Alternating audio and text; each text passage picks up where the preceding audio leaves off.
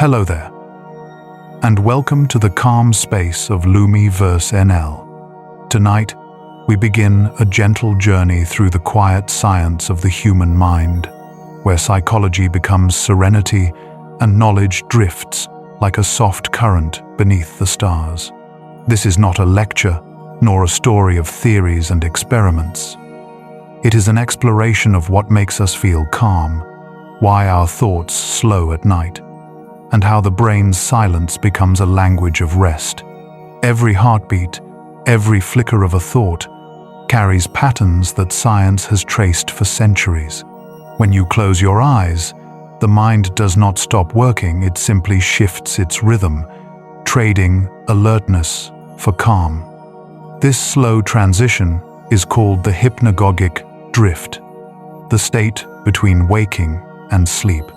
It is here, at this fragile border, that the subconscious begins to whisper, and our most peaceful thoughts are born. Scientists have found that the mind releases waves of alpha and theta frequencies when calmness begins to settle. These frequencies are the same ones observed in meditation and daydreaming. Soft, slow pulses that quiet the noise of the day. The more often we experience these moments of stillness, the stronger our connection becomes between awareness and tranquility. In psychology, this link between thought and rest is known as cognitive relaxation. It is how your brain reminds itself that safety has returned. Imagine each thought as a ripple on a pond. When the wind of stress fades, the surface smooths. The water reflects everything more clearly. That is your consciousness when it rests. From this reflection rises a truth that ancient philosophies and modern neuroscience both agree upon. Calm is not the absence of activity. It is the harmony between motion and stillness. So as you listen, let your breathing align with the rhythm of these words. Feel your awareness move inward. The neurons that once sparked in haste now move in slow synchrony, whispering to each other like a chorus fading into night. You are not forcing rest, you are returning to a natural rhythm that has always been yours. Psychology teaches us that understanding brings peace. When we observe the mind gently, without judgment, we allow its hidden systems to balance themselves. And perhaps that is the most relaxing fact of all, that your mind knows how to heal itself, if only you give it time and silence. Close your eyes if you wish. Breathe slowly. Let science and stillness meet in quiet harmony, because to know your mind is to rest within its light. The human brain is a masterpiece of calm design, a universe of cells where thought and emotion drift like constellations in slow motion. As night deepens, its rhythm changes. Cortisol, the hormone of alertness, begins to fade, and melatonin quietly takes its place, signaling to every neuron that rest is near. The mind, once filled with constant chatter, softens into order. This is the science of serenity, the way your biology prepares for peace. Psychologists call this process parasympathetic activation. It's the body's way of telling the mind, you are safe now. Heart rate slows, breathing deepens, and muscles release tension that has been stored since morning. The conscious mind lets go of control, and in that surrender, healing begins. What we think of as relaxing is, in truth, a precise biological sequence, the body's code for renewal. At the edge of sleep, the prefrontal cortex, the part of your brain responsible for decision-making and planning, steps back. Other areas, such as the limbic system, rise to prominence. This system governs emotion, memory, and dreams. That is why the quiet hours of the night often bring reflection, creativity, and subtle understanding. The mind is no longer racing to solve it. It is resting to remember. From a psychological perspective, calmness is not just a feeling. It is a form of intelligence. When the mind slows, it begins to process experiences without defense. The storms of the day are reassembled into patterns of meaning.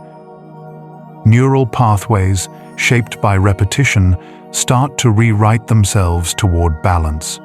Scientists call this neuroplasticity, the ability of the brain to change its wiring in response to peace. You may notice that your thoughts, once sharp and fast, now move like drifting clouds. This is not forgetfulness, it is integration. In this tranquil state, the brain's waves synchronize, producing gentle cycles that harmonize with the heart. Some researchers describe it as the body's inner orchestra tuning itself to the frequency of calm. If you allow this rhythm to continue, something subtle happens. You begin to sense your mind as both observer and participant. You are watching your own consciousness unfold. The awareness of this duality, that you are both the thinker and the witness, is one of the most relaxing realizations in psychology. It is the foundation of mindfulness and the essence of inner rest. Let your breath follow that rhythm now. Inhale the present moment, exhale the day's noise. Notice how every thought becomes lighter, more distant, yet somehow more meaningful. The science of calm is not about controlling the mind, but about remembering that the mind was never your enemy, only a messenger seeking quiet. As the neurons dim their light, imagine the brain as a night sky.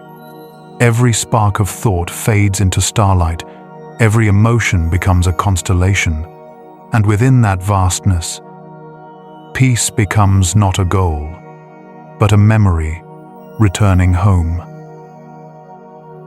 Every night, your brain performs a quiet miracle. It rebuilds your emotions, your memories, and your sense of self, all while you sleep. Beneath the calm surface of your dreams, a vast network of neurons awakens, sorting through the day's chaos and turning it into order. This is the hidden rhythm of sleep science, where psychology meets biology in the most delicate balance of rest and renewal. As you drift toward slumber, the mind passes through several stages, each one more mysterious than the last. First comes non-REM sleep, where your breathing slows and muscles loosen. Here, brain waves move from fast beta to slow delta patterns, like waves settling after a storm. Then, the stage of REM sleep arrives, rapid eye movement, where your brain becomes almost as active as when awake. But instead of external focus, it turns inward, weaving stories that feel vivid and alive. Dreams are not random. They are psychological theaters, built from fragments of memory and emotion. Modern neuroscience suggests that dreaming helps us integrate experiences. It's how the mind rehearses solutions, releases tension, and makes sense of emotion. In a way, dreams are your brain's language of healing. They speak in symbols because the conscious mind has stepped aside, allowing the subconscious to express what cannot be said in words. Studies show that REM sleep enhances emotional regulation. People deprived of it often wake feeling anxious or detached, as if the mind never completed its nightly repair. In contrast, those who dream deeply report better balance and creativity. Their brains, refreshed by sleep, can make new connections between distant ideas. That is why so many inventions, poems, and insights are born in dreams. When the mind is free to wander, it sees clearly. From a psychological view, the dream state is where the self becomes fluid. The boundaries of identity fade, and imagination reshapes the world without limit. You might find yourself flying, breathing underwater, or meeting someone long gone, and yet it all feels perfectly natural. This shows that the mind, when unburdened by logic, creates harmony through metaphor. In this way, dreams are not escape. They are reflection, the subconscious mirroring your inner truth. Scientists have discovered that during REM sleep, the brain strengthens synapses related to memory and emotion. It's as if your neural circuits replay the day's experiences, deciding what to keep and what to let go. This is called memory consolidation, one of the mind's most elegant processes. Even your emotional reactions are recalibrated during these hours. Stress memories are softened, while pleasant ones are reinforced, guiding your mood for the next day. You can think of the sleeping mind as a sculptor, chiseling away what's unnecessary while refining what matters. Each night, it sculpts a clearer version of you, calmer, wiser, more balanced than before. It does this quietly, without your awareness, through the simple act of letting go. Dream psychology, from Freud to Jung and beyond, has long searched for meaning within this nightly world. Yet perhaps the greatest truth is the simplest. Dreams are the natural dialogue between the body and soul. They remind you that rest is not just a pause. It is participation in the great conversation of life itself. So as your mind drifts tonight, imagine your thoughts as constellations rearranging themselves into new patterns. The stars of memory align into meaning, and in that soft unfolding, your consciousness renews its light. Because every dream, no matter how strange, is simply your brain whispering, "I am healing." The mind is not a single voice, it is a quiet symphony of signals, rhythms, and memories blending together. Every thought you have, every emotion that drifts through your awareness, is shaped by an unseen balance between two great forces: tension and release. Psychology calls this the dynamic of arousal and relaxation, the continuous pulse that drives human experience. When we understand how these forces move within us, we begin to see why calmness is not weakness, it is precision.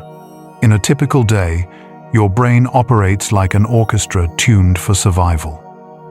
The sympathetic nervous system heightens alertness, preparing you for every challenge.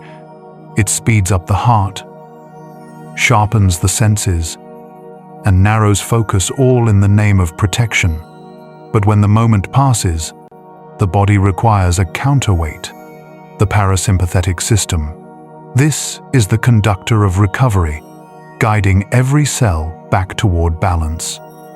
In those transitions, the true artistry of the human brain is revealed, its ability to return to harmony after chaos.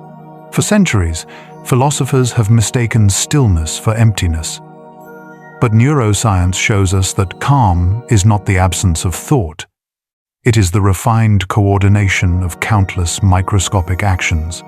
Neurons reduce their firing rates. Neurotransmitters like serotonin and GABA increase, and the entire nervous system moves toward synchrony. This harmony, subtle yet powerful, is what allows the mind to repair itself. It is why moments of quiet reflection can transform even the most restless energy into awareness. Psychologists studying relaxation have long noticed a pattern. When people cultivate calm intentionally, their cognitive performance improves. Reaction time slows, but accuracy rises. Stress hormones drop, but emotional understanding deepens. This paradox, sometimes called the quiet intelligence effect, shows that slowing down does not mean doing less. It means perceiving more. The quiet mind doesn't erase thought, it organizes it.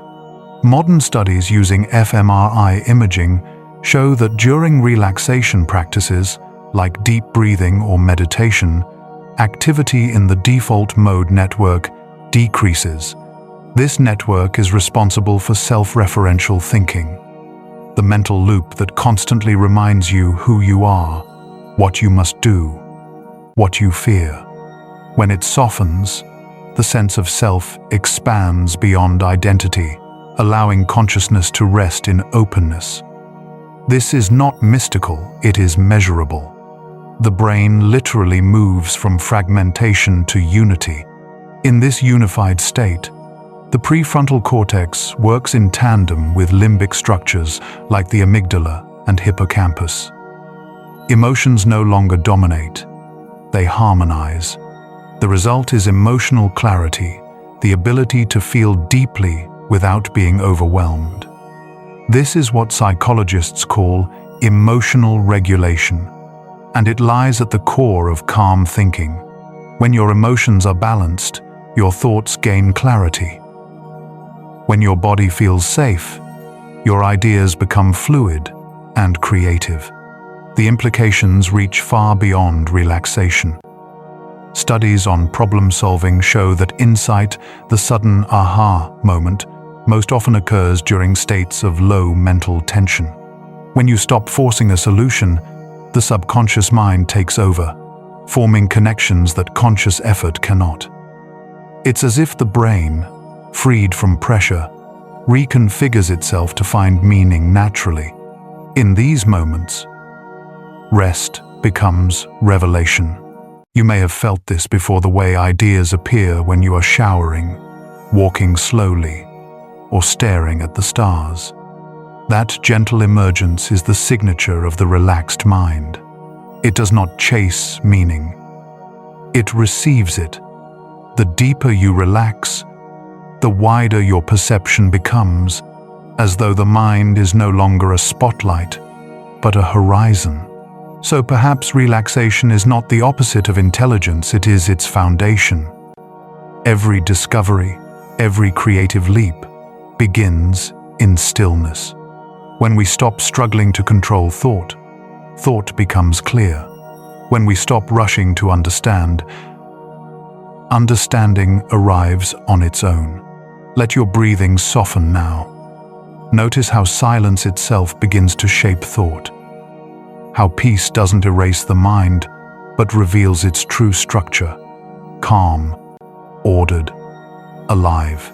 Because the greatest act of intelligence is learning when to stop striving and simply listen to the quiet rhythm of your own awareness. Human emotion is one of the most intricate systems ever studied. Both fragile and powerful, logical and unpredictable. Every feeling that passes through you is not a random sensation. It is a coded message from your nervous system, shaped by millions of years of evolution. Psychology calls these signals affective states, patterns of energy that bridge your body and mind. They are the language your biology uses to speak to consciousness. And every emotion, from calm to chaos, has meaning. Consider fear. It tightens the chest, quickens the breath, and narrows attention, a response designed to protect.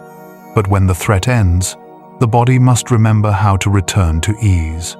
This recovery, known as emotional homeostasis, is the art of returning to peace after movement.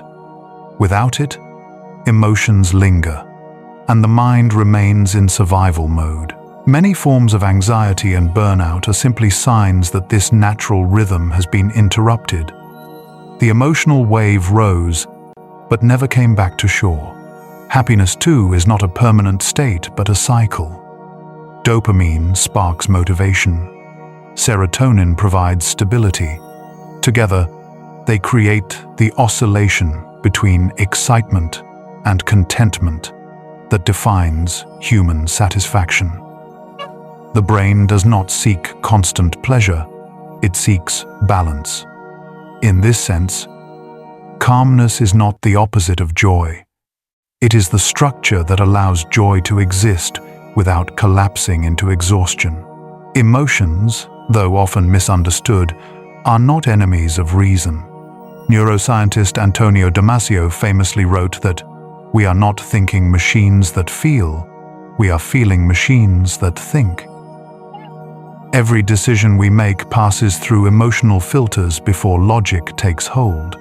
The limbic system evaluates safety and meaning, then delivers signals to the prefrontal cortex, the seat of reasoning.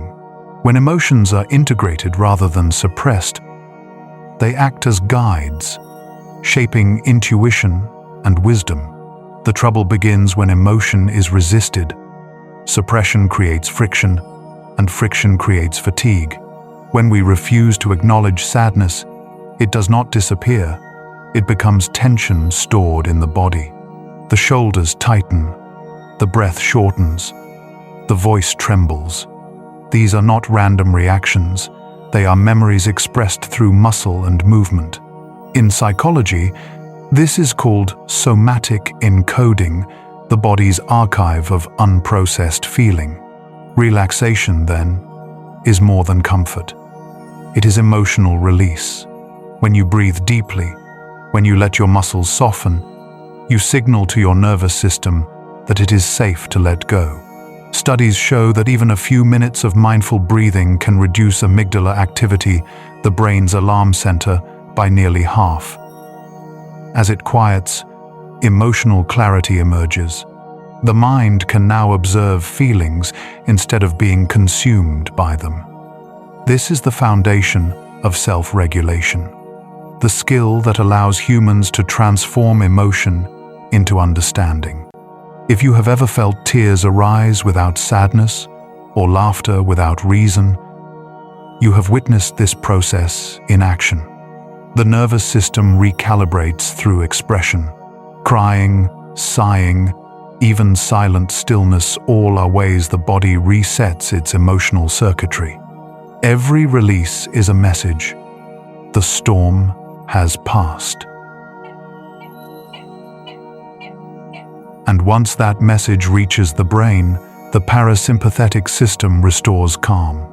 In that quiet aftermath, insight appears. You begin to understand that emotion is not a weakness, but an instrument. Each feeling, however heavy or fleeting, adds texture to awareness. Anger sharpens boundaries.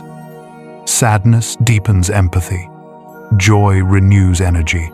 And calm, the quiet emotion, provides the space in which all others can be heard. The most relaxing psychology fact may be this: peace is not something you create. It is what remains when the waves of emotion settle and the water clears. Beneath every surge of feeling, there is a steady current of awareness. Patient, luminous, unbroken. To find it, you do not need to silence your heart. You only need to listen to it gently and let every emotion return home. So tonight, as you rest, remember that the mind and heart are not separate instruments but two movements of the same song. One beats, the other echoes, and between them flows the rhythm of being human, imperfect, emotional, and endlessly beautiful.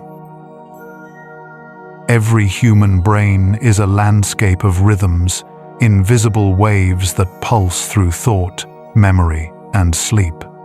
These are not metaphors, but measurable patterns of electricity. Inside your skull, billions of neurons fire in coordination, forming oscillations that define how you feel and think. Psychology calls them brain waves, and they are the music of your consciousness. Each frequency carries a distinct state of mind. The fast, sharp beta waves dominate when you are focused, alert, or anxious, the hum of a brain in motion. When you begin to relax, alpha waves take over, moving more slowly, gently synchronizing across the cortex. This is the rhythm of daydreaming, creativity, and calm concentration. Deeper still, theta waves emerge, the language of imagination, memory, and meditation. And when sleep claims the mind, the slow, rolling delta waves arrive, carrying the brain into restoration. These rhythms form the architecture of the mind's balance. At any given moment, your consciousness is a mosaic of overlapping waves. The way you breathe, move, or even think can shift them. That is why calm practices, breathing, stillness, slow repetition are so powerful. They do not change who you are. They tune your brain to its most natural frequency. In the quiet moments between waking and sleep, the transition of waves becomes particularly beautiful. Alpha begins to dissolve into theta, and consciousness starts to blur. You may see fragments of imagery, hear faint voices, or feel as though you're drifting outside of time. This fleeting state, known as hypnagogia, is one of psychology's most fascinating frontiers. Many artists, scientists, and thinkers have lingered here intentionally, using the border between wakefulness and dream as a bridge for insight. Thomas Edison famously held metal spheres in his hands as he drifted to sleep. When he began to dream, the spheres would fall and wake him, allowing him to capture ideas from that delicate threshold.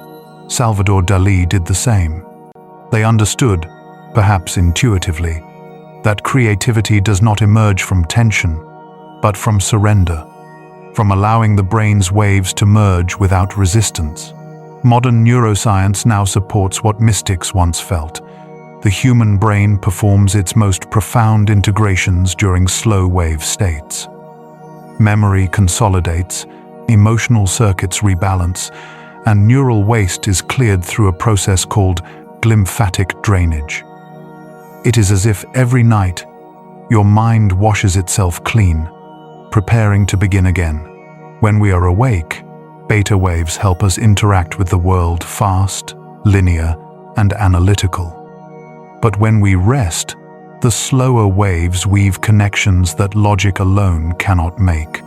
This alternation between speed and stillness is not just biological, it is poetic.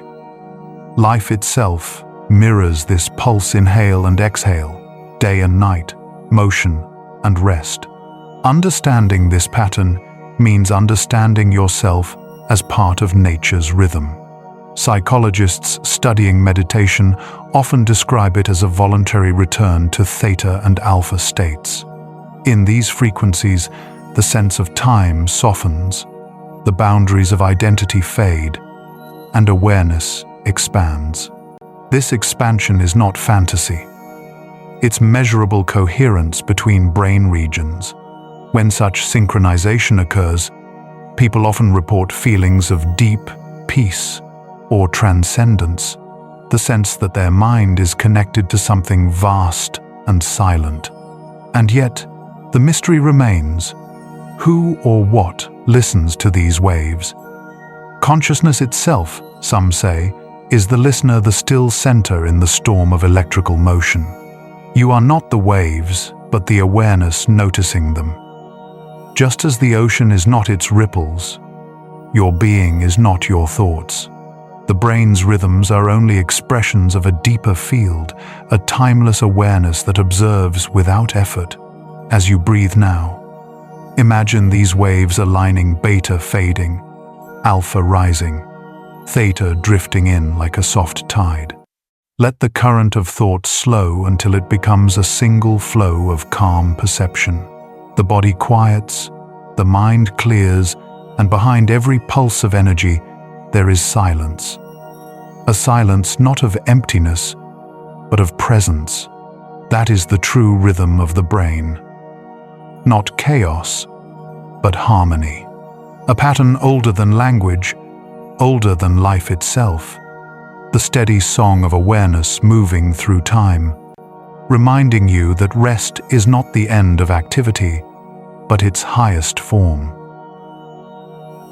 Beneath your conscious awareness lies an ocean vast and ancient, the subconscious mind. It does not speak in words or logic, but in patterns, sensations, and dreams. It is the silent engine that drives nearly every thought you have and every choice you make. Psychology has long known that consciousness is only a thin layer floating atop this immense depth. What you call you is often just the echo of processes already decided beneath awareness. The subconscious is not mysterious in a supernatural way, it is scientific in its design. It handles over 90% of your daily behavior automatically. Breathing, posture, speech, rhythm, and emotional tone. It is the architect of habit.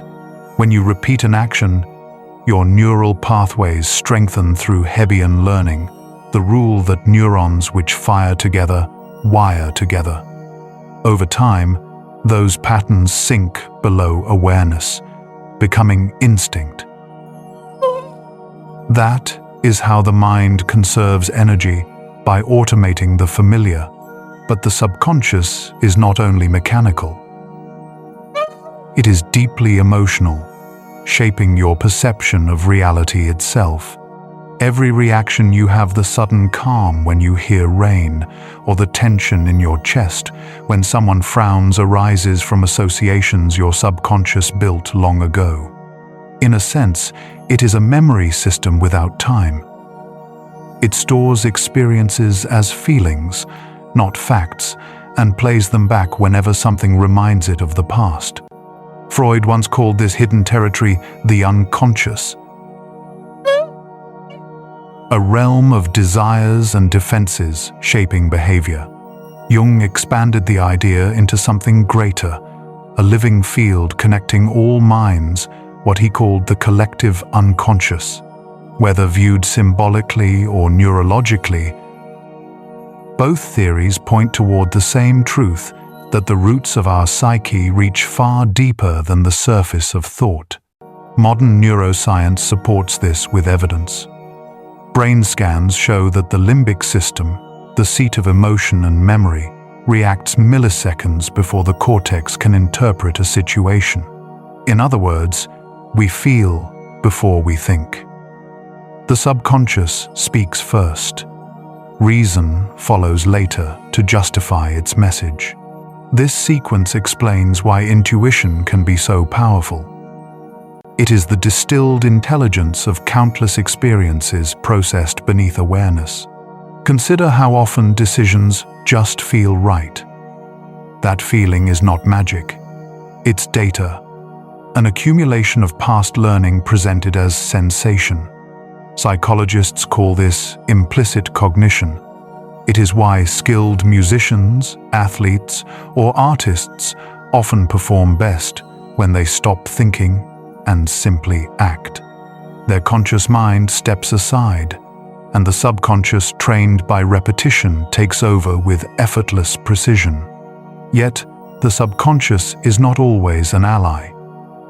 It can trap the mind in cycles of fear or self-doubt, repeating patterns learned in pain. But even these loops are attempts at protection, misguided echoes of survival strategies once needed. Healing, then, is not about fighting the subconscious, but retraining it with gentleness. When you respond to anxiety with calm breathing, or to anger with understanding, you are teaching your subconscious a new association. Safety instead of fear, peace instead of defense. Meditation, hypnosis, and reflective writing are among the tools psychologists use to access this hidden ocean. They slow the surface waves of thought, so the deeper currents can rise. In these states, symbols often appear images, sensations, or fragments of memory that carry emotion rather than narrative. These are not illusions. They are communications from the deeper self, trying to reconcile the present with the past. Think of your subconscious as a vast library without labels. Every experience you've ever had is stored somewhere on its endless shelves. The conscious mind is the librarian, limited in capacity, capable of handling only a few books at a time. But when you rest, dream, or enter calm focus, those hidden books open themselves. Insights appear seemingly out of nowhere because, in truth, the subconscious has been working all along. arranging meaning in silence. So as you drift tonight, remember this. You are not a single mind, but a system of layers, each one learning, remembering, and guiding. The surface self may believe it's in control, but the deeper self is steering through memory and instinct. To know yourself, you must learn to listen not only to the thoughts that shout, but to the feelings that whisper. When silence comes, and your breathing evens, you can almost sense that deeper current moving beneath everything. Patient, rhythmic, eternal. That is the subconscious. The mind beneath the mind, carrying you through the dark until awareness returns again with the morning light. Memory is not a filing cabinet, it is a living landscape, constantly reshaped by emotion and time. Each recollection is not stored, but rebuilt every time you remember it. Psychology calls this reconsolidation, the process through which memories are retrieved and subtly rewritten. What you think of as the past is, in fact, a story the brain retells in the present, colored by your current emotions and state of mind. This means that memory is never static. It breathes. Each time a moment replays in your awareness, it changes slightly, sometimes softer, sometimes sharper, depending on what the heart feels now. The hippocampus, the brain's memory architect, retrieves fragments from different regions, sight, sound, smell, sensation, and weaves them into a single experience. It's less like watching a recording and more like painting from memory. The colors may shift, but the emotion remains the same. During sleep, especially deep, slow wave and REM phases, the brain performs its nightly act of memory gardening. New experiences are replayed, strengthened, or pruned away. Connections that serve your understanding are reinforced, while unnecessary details fade. This is how you wake with clarity, even when the day before felt tangled. Dreams, scientists believe, are part of this process, emotional rehearsals that integrate meaning into memory's architecture. But memory is more than biology.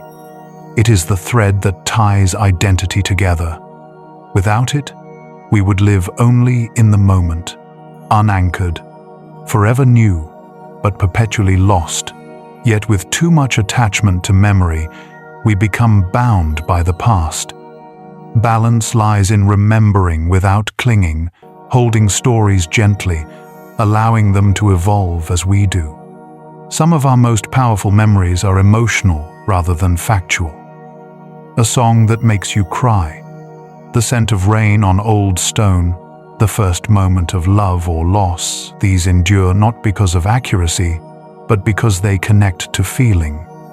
The amygdala, which encodes emotional significance, ensures such memories burn brighter in the mind. That is why we recall moments of awe, fear, or tenderness more vividly than neutral days. The mind protects what moves the heart, yet this same mechanism can hold pain. Traumatic memories often replay with intensity because they were never fully processed. The body remembers through sensation, a heartbeat, a muscle contraction, a sudden wave of heat. These echoes are not weakness, they are incomplete stories asking to be understood. Psychologists working with trauma often say that healing does not erase memory. It completes it. When an old image no longer triggers fear, the nervous system finally recognizes safety. What helps the mind reach this point is gentle attention. When you recall the past without judgment, the brain's limbic system quiets, allowing new associations to form. This is the essence of memory integration. It's as though you are walking back through the corridors of your past with a light in your hand, illuminating corners that were once in shadow. Each time you revisit them with calm awareness, You rewrite their emotional tone. Sleep plays an extraordinary role in this repair. Studies show that people who process emotional memories before bed, through reflection, journaling, or mindfulness, experience more stable REM cycles. During the night, their brains file these experiences in long-term storage, separating facts from fear. When they wake, the memory remains, but its emotional weight has lessened. It's the mind's way of whispering, "It's safe now." The hippocampus and amygdala work together like archivists in the dark. One stores the narrative, the other decides its importance. But there is a moment during deep sleep when they pause, when emotional intensity fades and meaning remains. It's here, in the silence between waves of neural activity, that the mind restores peace to its stories. Perhaps this is why some mornings feel different, lighter, quieter, more spacious. Overnight, your brain has performed a kind of forgiveness. It has untangled the knots of memory, allowing you to wake with clearer sight. You are not escaping your past. You are integrating it, transforming chaos into understanding. So tonight, as your thoughts drift across the quiet sea of memory, let them move freely. Don't chase or cling to them. Let the mind do what it has done for millennia: sort, repair, and renew.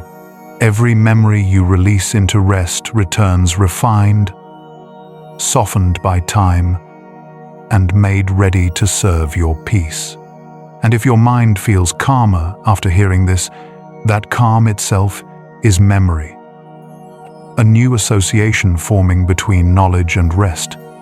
That is how understanding becomes serenity, and how the science of memory becomes the art of letting go.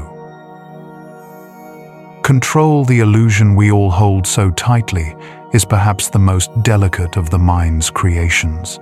Psychology teaches that our sense of agency, the feeling that we are directing our thoughts and actions, is essential to mental stability. Without it, anxiety and helplessness rise. Yet the truth is more intricate. Much of what we call choice happens before we are aware of it. The conscious mind is not the commander, but the narrator, crafting stories about decisions that were already set in motion by subconscious forces.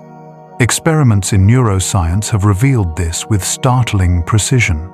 In the 1,980 seconds, Benjamin Libet demonstrated that the brain's readiness, potential, a burst of neural activity that precedes voluntary movement, occurs several hundred milliseconds before a person decides to act. In other words, the brain begins the action before you think, "I will move." This discovery shook the foundations of psychology and philosophy alike. It suggested that free will may not be initiation, but permission, the conscious mind agreeing to what the subconscious has already chosen. Yet this does not make us prisoners of biology. Awareness itself transforms the system.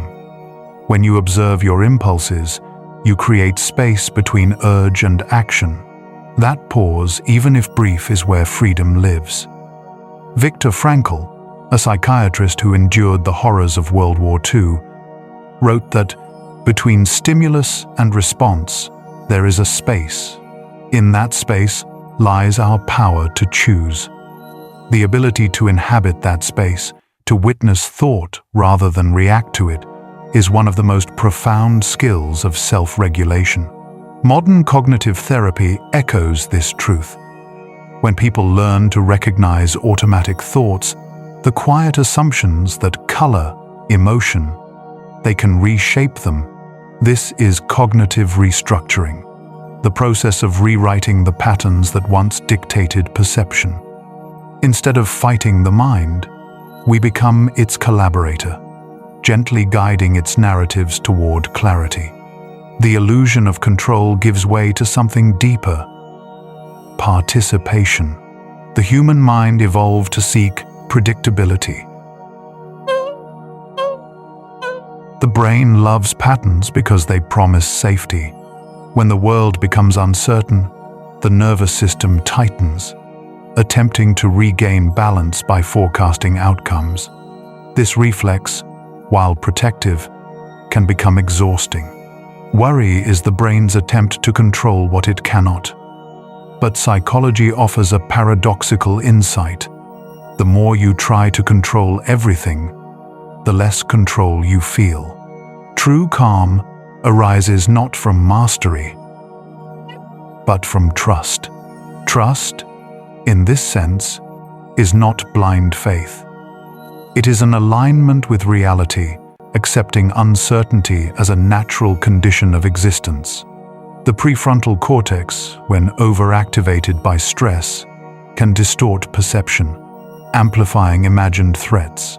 But when you consciously slow your breathing and allow stillness, neural activity shifts toward equilibrium. The parasympathetic system engages, signaling safety. You begin to sense that life moves not against you, but through you. In mindfulness research, this surrender is described as non-attachment. It does not mean indifference. It means presence without possession. You observe thoughts, emotions, and events without grasping at them. They come and go like weather. Over time, this practice rewires the brain's default mode network, reducing the repetitive chatter of self-reference. The mind becomes lighter, more transparent. Consider how water flows. It does not force its path.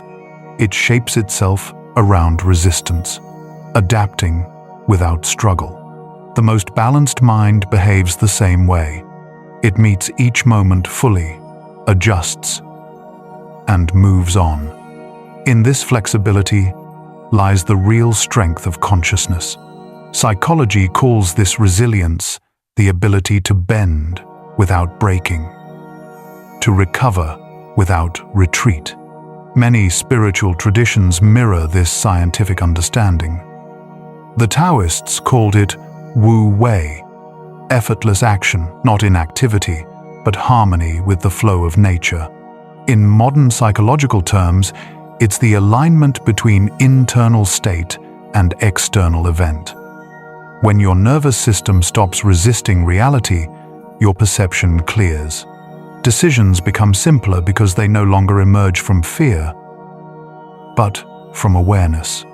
Control, then, is not a force to be imposed, but a rhythm to be understood. The mind is a current. The more you fight its movement, the more turbulent it becomes. But if you learn to observe it, to breathe with it, you begin to notice that it carries you exactly where you need to go. What feels like surrender is often the beginning of balance. So tonight, as you drift between awareness and rest, imagine letting go of one small thought you've been holding too tightly. Watch it dissolve, like ink fading into water. The space that remains is not emptiness, it is peace.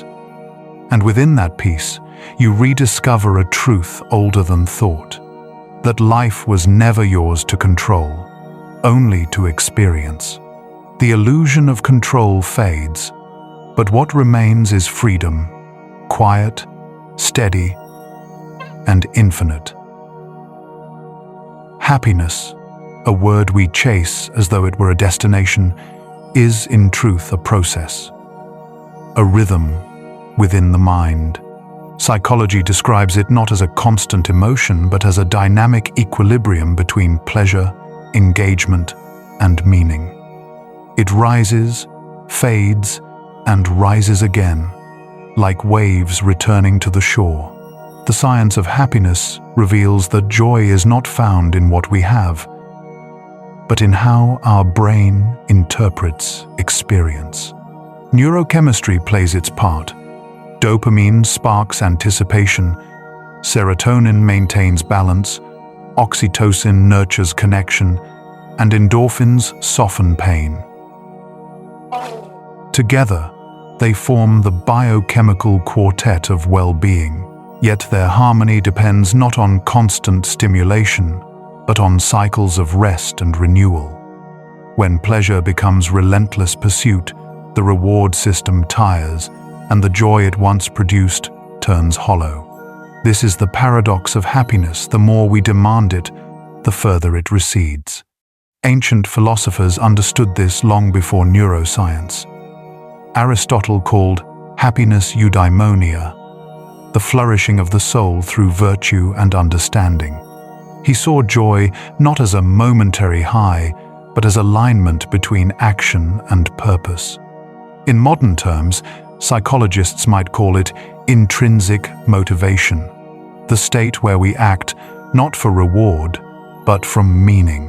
When our values match our behavior, the brain's reward circuits activate in a balanced, enduring way. Positive psychology, pioneered by Martin Seligman, expanded this idea into what's now known as the PERMA model. Positive emotion, engagement, relationships, meaning, and accomplishment. These elements form the framework of well-being. They remind us that true happiness cannot exist in isolation. It emerges from participation, with life, with others, with purpose.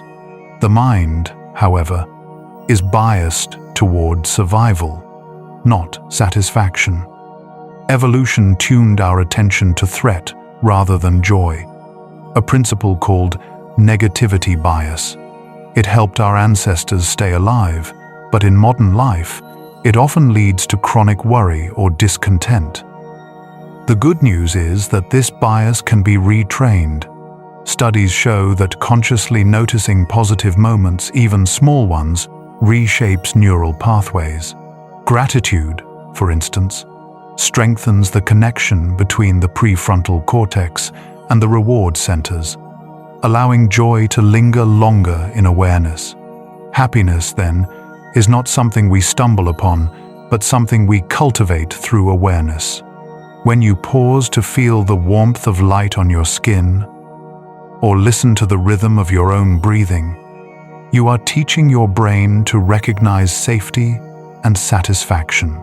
Each small moment of mindfulness creates a neurochemical echo, reinforcing calm as the default state. Over time, this becomes emotional memory, happiness learned through repetition. But perhaps the most fascinating discovery in modern psychology is that happiness grows when it is shared. Acts of kindness release oxytocin, not only in the giver, but also in those who witness it. The brain, it seems, is wired for empathy as a survival mechanism, cooperation being our species' greatest strength. Connection calms the amygdala, lowers stress hormones, and enhances immune function. Compassion is not sentiment. It is biology's most elegant technology. Still, happiness does not mean constant brightness. Like a heartbeat, it depends on rhythm, expansion, and rest. Even sadness has purpose, offering depth to joy. Melancholy allows reflection. Gratitude gives texture, and rest creates space for renewal. The happiest lives are not those free from sorrow, but those that understand it as part of the same wave. There is a quiet psychology to joy that often goes unnoticed. It is the serenity that comes not from excitement, but from coherence when your thoughts, emotions, and actions move in the same direction. In this alignment, time feels slower. Presence deepens, and even simple things, the sound of rain, the scent of earth, the breath of another beside you, become radiant. Science calls this flow, the state of effortless engagement. It occurs when challenge and skill meet perfectly, and self-consciousness fades. Musicians feel it in rhythm, artists in creation, scientists in discovery. During flow, the brain releases a cocktail of dopamine, norepinephrine, and endorphins, creating focused calm. It is joy born of immersion, not achievement. The psychology of happiness, then, is less about pursuit and more about resonance. It is the harmony between your inner world and the outer one, between what is happening and how you receive it. When those two align, happiness ceases to be a goal. It becomes a byproduct of presence. So tonight, let yourself rest in that simple truth. You do not have to chase happiness. You only have to stop long enough for it to catch up. In stillness, it arrives quietly, not as euphoria, but as balance. The soft realization that everything you need to feel whole has been within you all along. Every breath you take is a conversation between your body and your mind. A quiet dialogue that determines how you feel, think, and perceive the world. Psychology calls it interoception, the awareness of internal signals, heartbeat, breath, warmth, and rhythm. This constant feedback loop between the nervous system and consciousness shapes your emotional reality. When breathing slows, the mind follows. When breathing quickens, thoughts scatter. In this way, the rhythm of your breath is also the rhythm of your awareness. For centuries, traditions across the world, from Buddhist meditation to ancient Greek philosophy, have described the breath as the bridge between spirit and matter. Today, neuroscience confirms what poets once intuited. Slow, deliberate breathing activates the vagus nerve, the body's main pathway of calm. This single nerve stretches from the brainstem through the heart, lungs, and gut, orchestrating balance. When you breathe deeply, the vagus nerve signals safety to the brain, reducing stress hormones and lowering heart rate. It is the biology of peace. This state is known in psychology as parasympathetic dominance, where the rest and digest system overtakes the fight or flight response. In this condition, muscles relax, digestion improves, and blood flow returns to the brain's higher regions. The prefrontal cortex, responsible for empathy, planning, and creativity, lights up again. This is why calm breathing doesn't just ease emotion. It enhances cognition. The more you slow your breath, the more clearly you think. Researchers at Stanford and Harvard have shown that consistent slow breathing can regulate the amygdala, the brain's emotional alarm center. Over time, this simple practice reduces anxiety, sensitivity. The brain learns to interpret physical sensations as signals of calm instead of threat. The act of breathing becomes a form of reprogramming, rewriting how the nervous system understands the body. But there is also something deeply poetic about this science. Every inhale brings the world into you. Every exhale returns part of you to the world. Each breath is an exchange of gases, energy, and presence. When you breathe consciously, you participate in the oldest rhythm of life. You become aware that calm is not something to be reached. It is something already occurring, hidden beneath the noise of thought. In clinical psychology, mindful breathing is one of the most effective tools for emotional regulation. It's used in cognitive therapy, trauma treatment, and even chronic pain management. The mechanism is elegant. By focusing attention on breath, you anchor awareness to the present moment, quieting the wandering networks of the brain. This shift disengages rumination, the mental looping that fuels anxiety, and redirects focus to the simplicity of existence. Notice how, when you take a deep breath right now, the world seems to widen slightly. The edges of tension soften. You are not solving anything. Yet the mind begins to settle, as though remembering its natural pace. This small act changes chemistry. Carbon dioxide levels drop, oxygen rises, and brain waves transition towards slower alpha and theta states.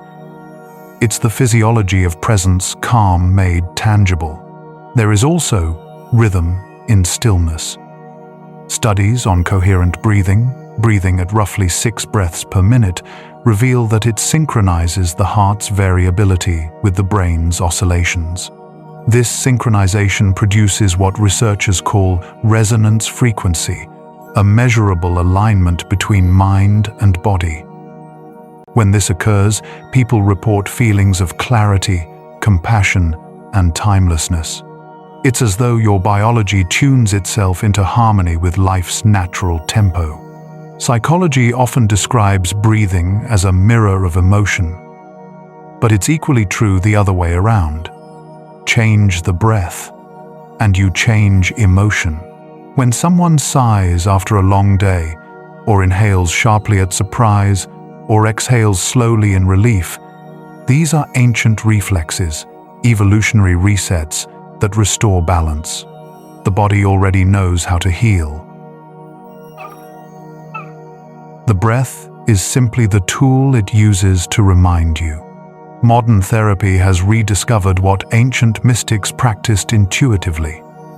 The mind cannot always be reasoned into peace, but it can be breathed into peace. When logic fails to quiet the storm, rhythm succeeds. Breath after breath, wave after wave, the nervous system learns again what calm feels like, not as a concept, but as a memory etched into every cell. So, as you listen to this quiet science, let your breathing become slow and steady. Feel the air enter, cool and light, and leave, warm and soft. Each cycle is a reminder that the present moment is alive and enough. No effort, no control, just awareness unfolding in rhythm.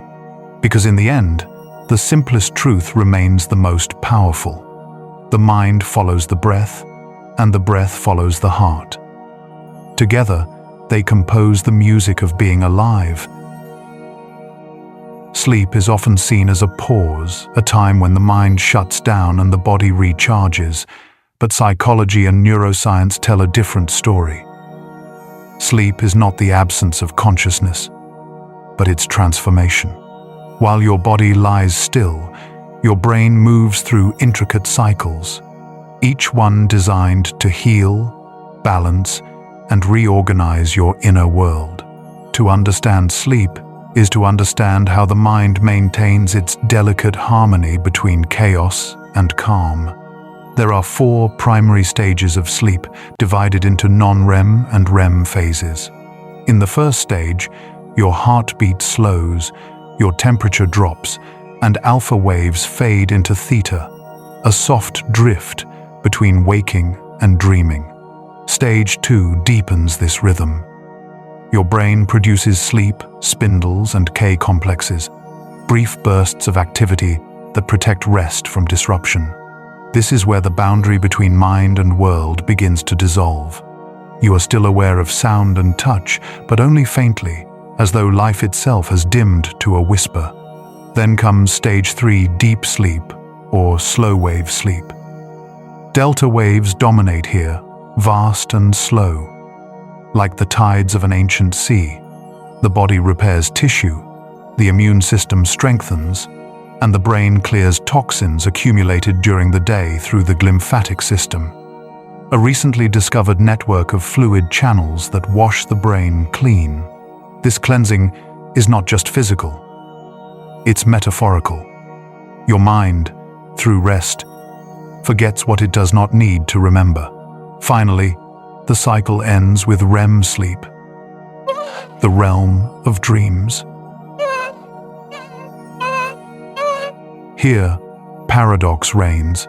The brain becomes highly active, while the body remains paralyzed, protected from acting out its visions. The limbic system, the seat of emotion, lights up, while regions responsible for logic and control quiet down. The result is a theater of symbols, where emotions are translated into stories.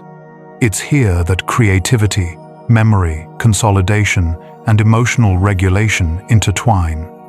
Without REM, the mind grows brittle. With it, it becomes fluid, imaginative, whole. Each night, you pass through these cycles about 5 times. Together, they form a rhythm of restoration, lasting roughly 90 minutes per wave. Miss one, and the others strain to compensate. That's why disrupted sleep often leads to emotional instability or cognitive fog. The mind never completes its nightly symphony. Yet even a single night of deep, uninterrupted rest can reverse much of that imbalance. Sleep is not cumulative punishment. It is forgiveness renewed with every dawn. Psychologists studying sleep often describe it as active rest. During REM, neural networks replay experiences and rearrange emotional weight. Problems that seemed heavy at night often feel lighter by morning, not because they disappeared, but because the mind has integrated them. This process, the emotional recalibration of sleep, is one of nature's oldest forms of therapy. Your dreams are the mind's quiet attempt to make sense of feeling. Interestingly, memory consolidation during sleep is selective. The brain keeps what aligns with emotional relevance and discards the rest. It values meaning over detail.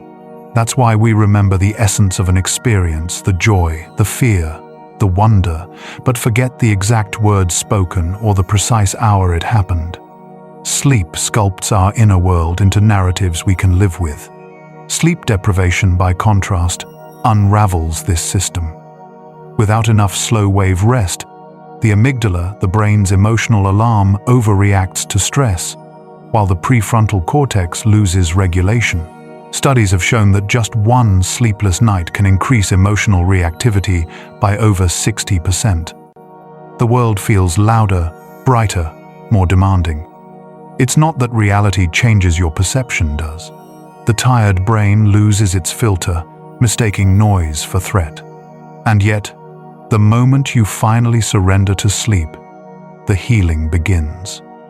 Within minutes, your brain restores its circuitry, syncing electrical patterns across hemispheres. Heart rate and breathing align. The subconscious rises, carrying you gently into the depths of restoration. It's a surrender not of weakness, but of wisdom, the biological acknowledgement that stillness is strength. To sleep well, psychologists suggest cultivating sleep hygiene. Consistent bedtime, darkness, cool air, and digital silence. But beyond all the practical advice, what truly invites rest is trust, the willingness to let go of vigilance. When you lie down and release your grip on thought, you are telling your brain, "The world can wait. I am safe now."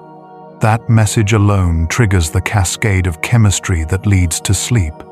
So tonight, as the stars burn quietly above you, imagine your thoughts settling one by one, like snow falling into still water.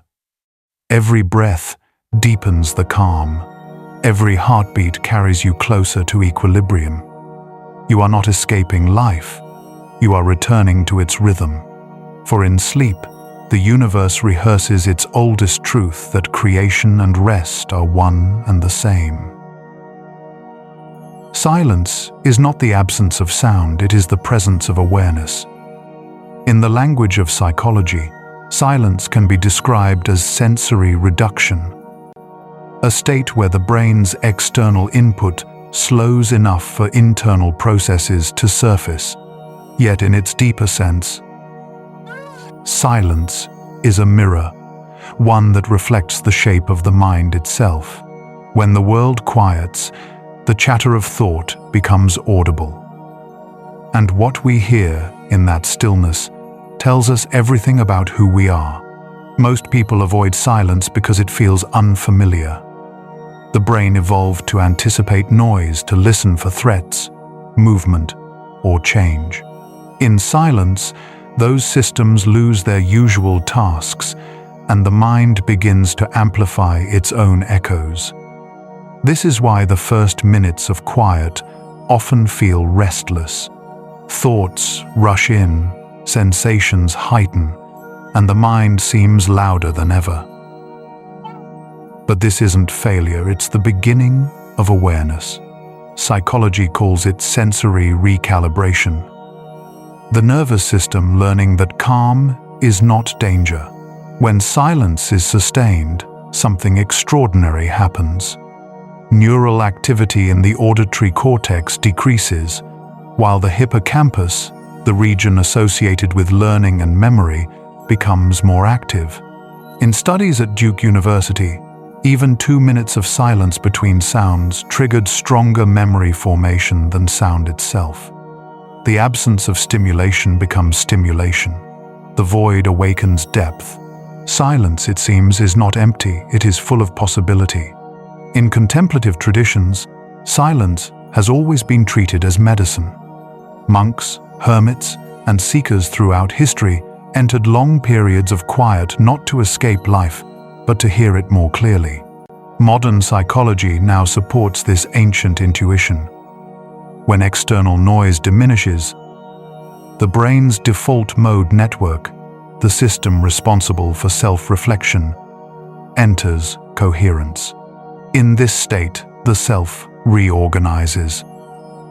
The boundaries between thought and emotion blur, allowing insight to emerge naturally. Yet, silence is not always peaceful at first. For many, it brings unearthed emotions, sadness, fear, loneliness, that were hidden beneath distraction. This is why deep rest can sometimes lead to tears or sudden clarity. When the nervous system finally stops defending itself, suppressed feelings rise to be integrated. This process, known as emotional release, is a hallmark of healing. In quiet, the mind processes what noise has long postponed. Neuroscientists studying silence found that regular exposure to quiet environments increases neurogenesis in the hippocampus, the growth of new brain cells linked to memory and emotion. It's as if the brain, freed from the burden of constant sensory input, begins to rebuild itself. Silence, therefore, is not a void but a creative force. It restores not only thought but structure. In a world saturated with sound alerts, voices, screens, silence has become a luxury, even a rebellion. Yet your nervous system depends on it. Prolonged noise exposure raises cortisol levels, disrupts sleep, and impairs cognitive focus. Silence reverses these effects within minutes. Heart rate slows, blood pressure drops, and the parasympathetic system engages. The mind's internal dialogue begins to align with the body's calm. What was fragmented starts to synchronize. The psychology of silence reveals something profound about consciousness. Awareness deepens when stimulation decreases. In quiet, perception becomes more subtle. You begin to notice the weight of your breath, the pulse behind your ears, the texture of thought as it dissolves. This heightened sensitivity is not fragility, it is refinement. Like eyes adjusting to darkness, the mind learns to see more with less. Sometimes, the most healing sound is no sound at all. The pauses between notes make music possible. The stillness between breaths keeps life balanced. The silence between thoughts reveals the space of awareness in which they arise. In that space, you discover the witness, the part of you untouched by noise, untouched by time. You can experience this even now. Close your eyes for a moment and listen not to something, but to everything. The hum of distant air, the subtle buzz beneath perception. Then go deeper into the silence that holds those sounds. There, thought slows, and what remains is not emptiness, but clarity. Silence is the mind's original state, before language, before reaction, before identity. It is the background upon which every idea appears and disappears. To return to silence is to return to the source of awareness itself. So when the world grows too loud, remember this: you do not have to escape it. You only have to pause long enough for silence to find you again. In that moment, you are not thinking silence, you are becoming it. And in becoming silence, you hear what the universe has been saying all along. That peace was never missing, only unheard. Power has many forms. We usually imagine it as force, the ability to act, to change, to impose. Yet psychology reveals another kind of power, quieter but infinitely more enduring, the power of calm. It does not conquer through tension but transforms through presence. In a world driven by urgency, calmness is the rarest strength, one that bends without breaking, responds without reacting, and sees without judgment. When psychologists study emotional regulation, they often describe calm as an executive function, a higher-order process that allows you to observe emotion without being overwhelmed by it. This ability is not passive. It is mastery of the nervous system. The amygdala, which triggers fear and aggression, is balanced by the prefrontal cortex, the region of reason and empathy. When the two work together, you experience composure, the clarity that emerges not from control, but from coherence. Neuroscience confirms what philosophy has long taught. Calm is not the absence of energy, but the coordination of it. In a state of calm alertness, your brain waves synchronize into alpha and low beta ranges, ideal for focus, creativity, and compassion. Muscles stay ready, but not rigid. The heart rate slows, yet awareness sharpens. This is called relaxed vigilance, the mind's optimal state for both performance and peace. Consider the moments when you've made your best decisions, rarely in panic, often in stillness. When the body is calm, perception widens. The brain's visual cortex receives more information, and the auditory centers pick up subtler tones. Calmness enhances intelligence because it opens the senses. Stress, by contrast, narrows them. The more agitated you are, the less you see. The calmer you become, the more the world reveals itself. Modern therapy teaches a practice called response flexibility, the space between stimulus and action. It's the fraction of a second where the brain decides whether to react instinctively or consciously. Calm expands that space. It gives awareness time to intervene, to choose rather than to reflexively defend. This skill, when cultivated, becomes emotional wisdom, a form of intelligence that turns pain into perspective. In leadership psychology, calmness is often equated with authority. Teams and groups instinctively attune to the emotional state of their leader, a phenomenon called emotional contagion. When one person remains composed under pressure, their nervous system signals stability to others. The mirror neurons in surrounding brains respond, synchronizing heart rates and reducing collective stress. In this way, calm spreads invisibly, altering environments without a word. But the power of calm extends far beyond social interaction. It changes perception itself. Studies in cognitive neuroscience show that when subjects are relaxed, their time estimation slows, moments feel longer. This is not illusion, but neurochemistry. Reduced adrenaline allows the brain to process more detail within each second, effectively expanding time. Calm, therefore, is not just psychological, it is temporal mastery. The peaceful mind lives in a slower universe, one rich with subtlety. The paradox is that true calm is never forced. It cannot be commanded, it must be invited. The more you chase it, the more it retreats. The key is not suppression, but alignment, breathing, grounding, and letting awareness rest where it naturally belongs. The present. When you stop trying to be calm and instead allow calmness, your nervous system responds like a lake settling after a breeze. The ripples fade, and clarity appears on its own.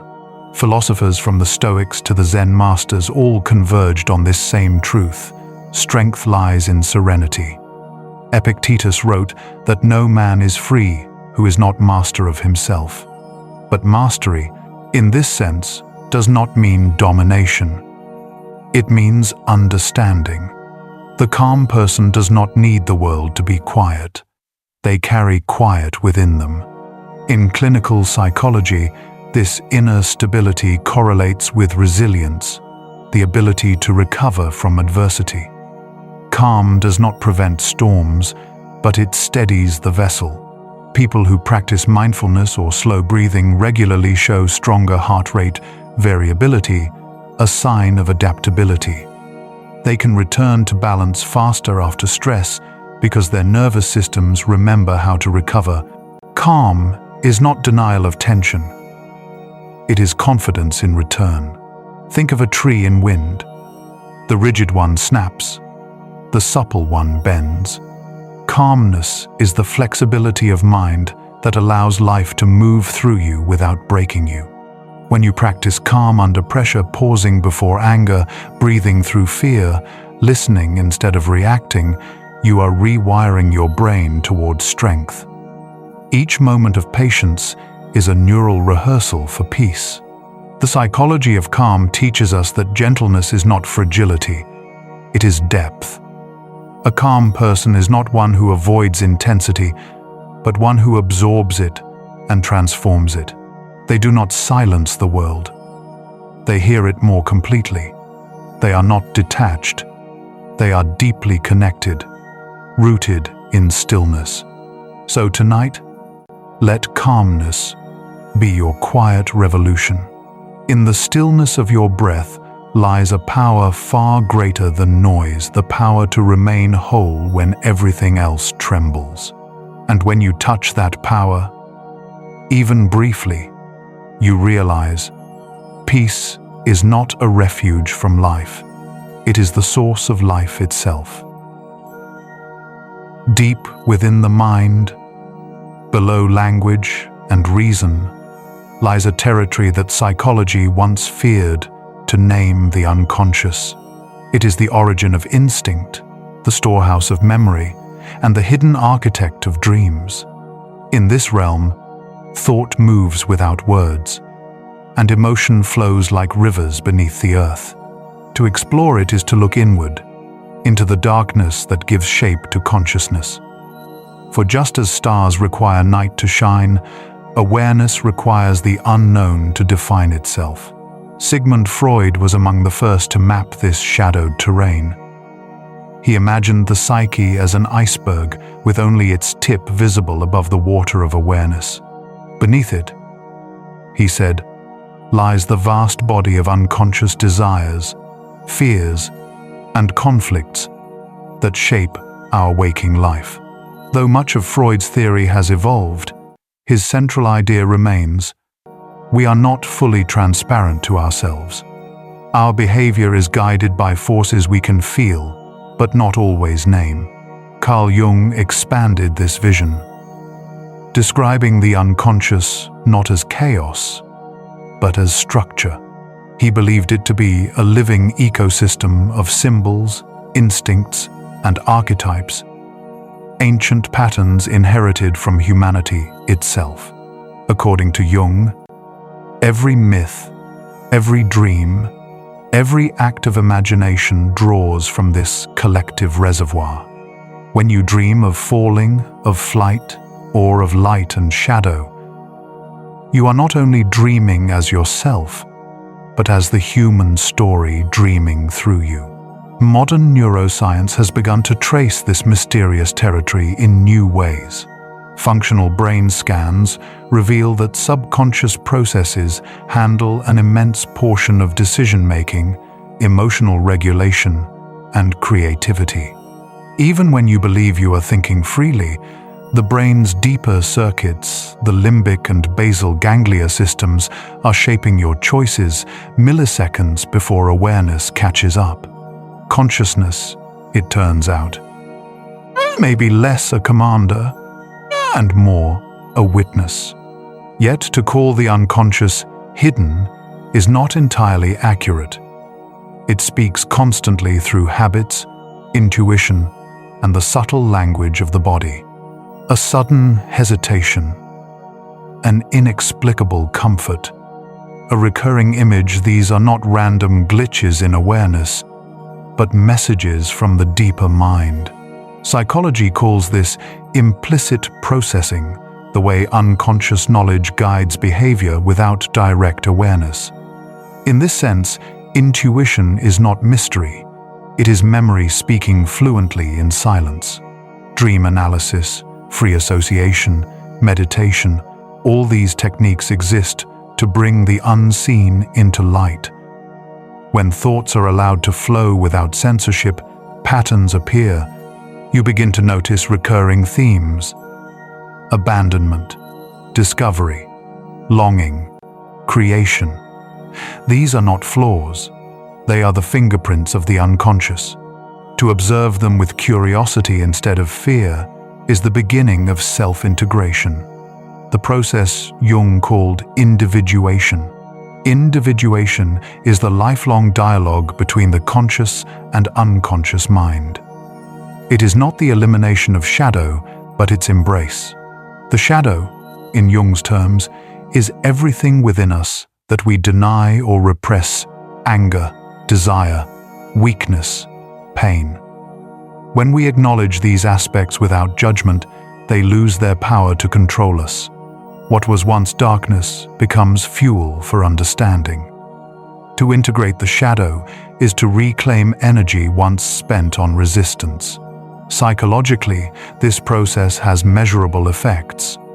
Studies show that emotional suppression increases stress hormone levels, weakens immunity, and diminishes empathy. Expression, by contrast, strengthens neural pathways linked to regulation and resilience. The act of facing one's inner conflict, whether through art, therapy, or reflection, rewires the brain's relationship with fear. The unknown becomes familiar. The chaotic becomes meaningful. You might recognize this feeling in small moments: the peace that follows a difficult realization, or the lightness after a long cry. These are glimpses of the unconscious integrating with awareness. The mind, once divided, begins to harmonize. Insight does not come from control, but from dialogue, a listening between what is known and what waits beneath. The unconscious is not an enemy. It is your oldest ally. It keeps the body breathing while you sleep. It stores the lessons of survival. It dreams in symbols so the soul can remember itself. The task is not to dominate it, but to cooperate with it, to become bilingual in the language of depth. When you listen to your instincts, when you follow intuition with awareness, you are bridging two worlds, the seen and the unseen. So tonight, imagine your mind as an ocean under starlight. The surface glimmers with thought, but beneath it moves a vast unseen current, ancient, patient, and wise. Do not fear its depth. Dive gently. For within that darkness, you will not be lost. You will be found. The unconscious is not where you disappear, it is where you become whole. Across every culture and age, human beings have told the same stories of heroes and monsters, of journeys through darkness, of death and rebirth. These are not coincidences. Psychology calls them archetypes, universal patterns within the collective unconscious, shared structures of meaning that shape how all minds dream, imagine, and understand. They are the deep grammar of human emotion, the timeless blueprint behind every myth, every religion, every story you have ever loved. Carl Jung described archetypes as living psychic forces, not fixed symbols, but dynamic energies that rise from the unconscious to guide and challenge us. They appear in dreams, art, and even daily behavior, disguising themselves as intuition or instinct. When you feel drawn to protect someone, you are channeling the caregiver. When you face adversity with courage, the hero awakens. When you withdraw to reflect and seek truth, the sage speaks through you. These archetypes are not roles we invent, they are roles that consciousness wears to remember itself. Modern psychology sees this system as more than metaphor. Archetypes represent neural and cultural patterns that repeat because they are efficient for survival and adaptation. The hero's journey, for example, mirrors the brain's reward cycle. Challenge, struggle, transformation, reward. It is how organisms grow through stress and recovery. The stories we tell about bravery or wisdom are reflections of how our nervous systems evolve. Mythology, in this view, is biology spoken in poetry. Even neuroscience supports this universality. Brain imaging reveals that the same emotional networks activate when people hear stories of sacrifice or redemption, regardless of culture or language. The human mind responds to narrative patterns like a melody it has always known.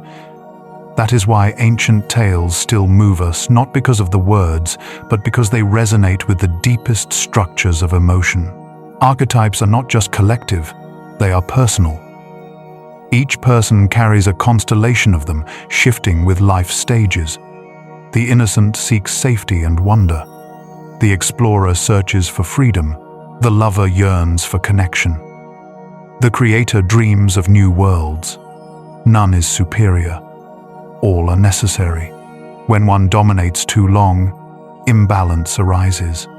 A life lived entirely in the hero's struggle leads to exhaustion.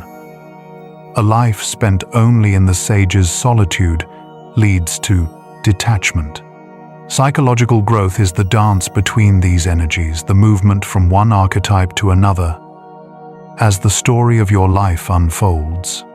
Jung believed that the most important journey a person can take is not outward, but inward, the path of integrating these inner figures into harmony. This process he called individuation, the maturation of the self. Through it, you learn that you are not a single character in your story, but the entire cast. The mind becomes a theater, and consciousness the audience that watches without judgment. When integration occurs, the fragmented voices of desire, fear, and wisdom begin to speak as one. Symbolism, then, is not decoration, it is communication from the unconscious. The snake, the sun, the mountain, the mirror, each carries psychological resonance formed over millennia. The snake, for example, embodies renewal and danger, the cycle of shedding and rebirth. The mountain represents transcendence, the climb toward higher understanding. Even in dreams, these images appear spontaneously, bridging the intellect and the instinct. To understand your dreams is to read the language of your psyche's mythology. In therapy and art, archetypes are used as mirrors. When someone identifies with a myth, the warrior, the healer, the wanderer, they are uncovering hidden aspects of their own psyche.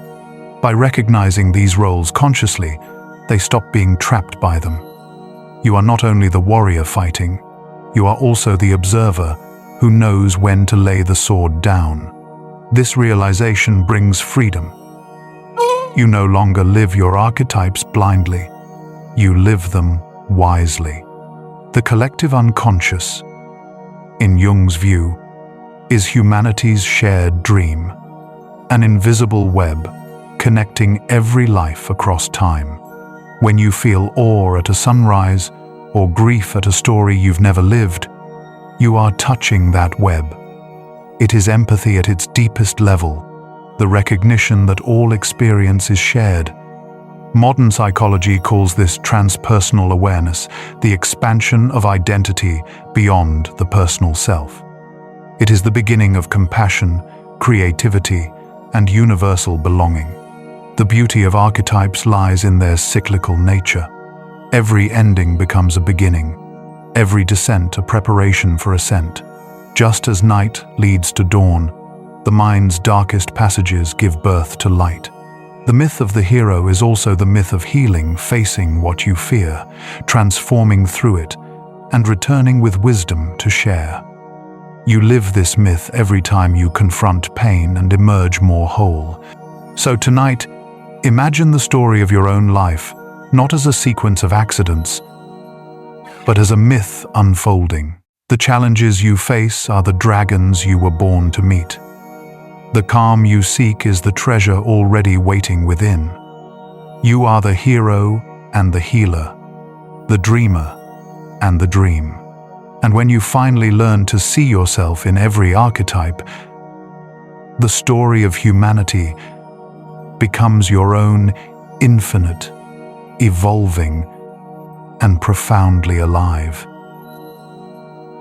Every emotion we feel is part of a larger field, a resonance that links one mind to another, like ripples spreading across the surface of water. Psychology calls this emotional contagion, the natural synchronization of feelings that allows humans to empathize, cooperate, and survive together.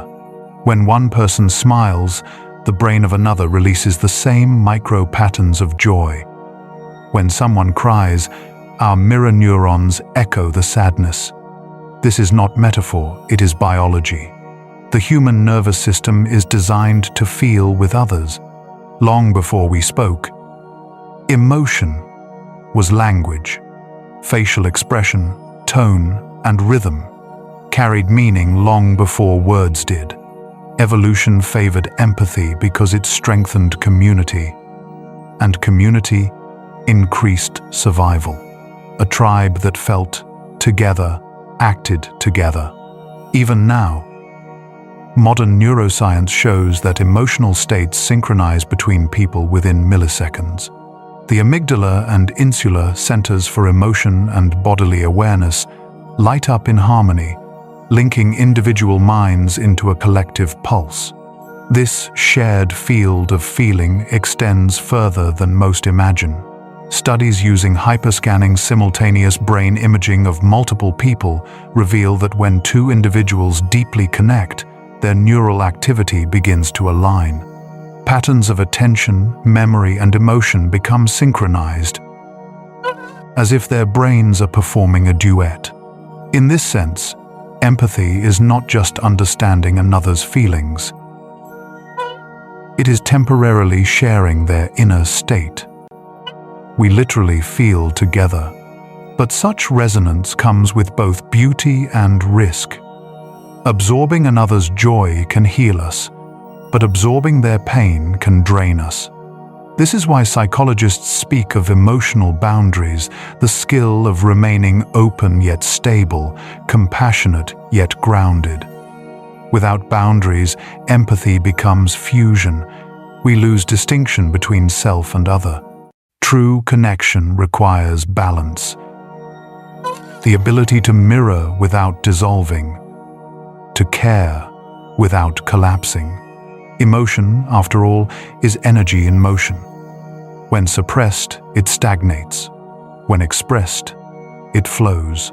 Within relationships, unspoken tension or kindness both spread invisibly. One calm voice can quiet an entire room. One anxious presence can unsettle it. The phenomenon known as limbic resonance describes this precisely, how the emotional centers of one brain influence those nearby. It's the reason comfort feels contagious, and why being near someone at peace can restore your own calm. On a deeper level, this interconnectedness challenges the very idea. If emotion can pass from one nervous system to another, where does one mind end and another begin? Philosophers and neuroscientists alike now explore this frontier, the mind, as a distributed network, not confined to the skull but existing in the space between us. The self, in this view, is both individual and shared. When we soothe someone, we are literally regulating two brains at once.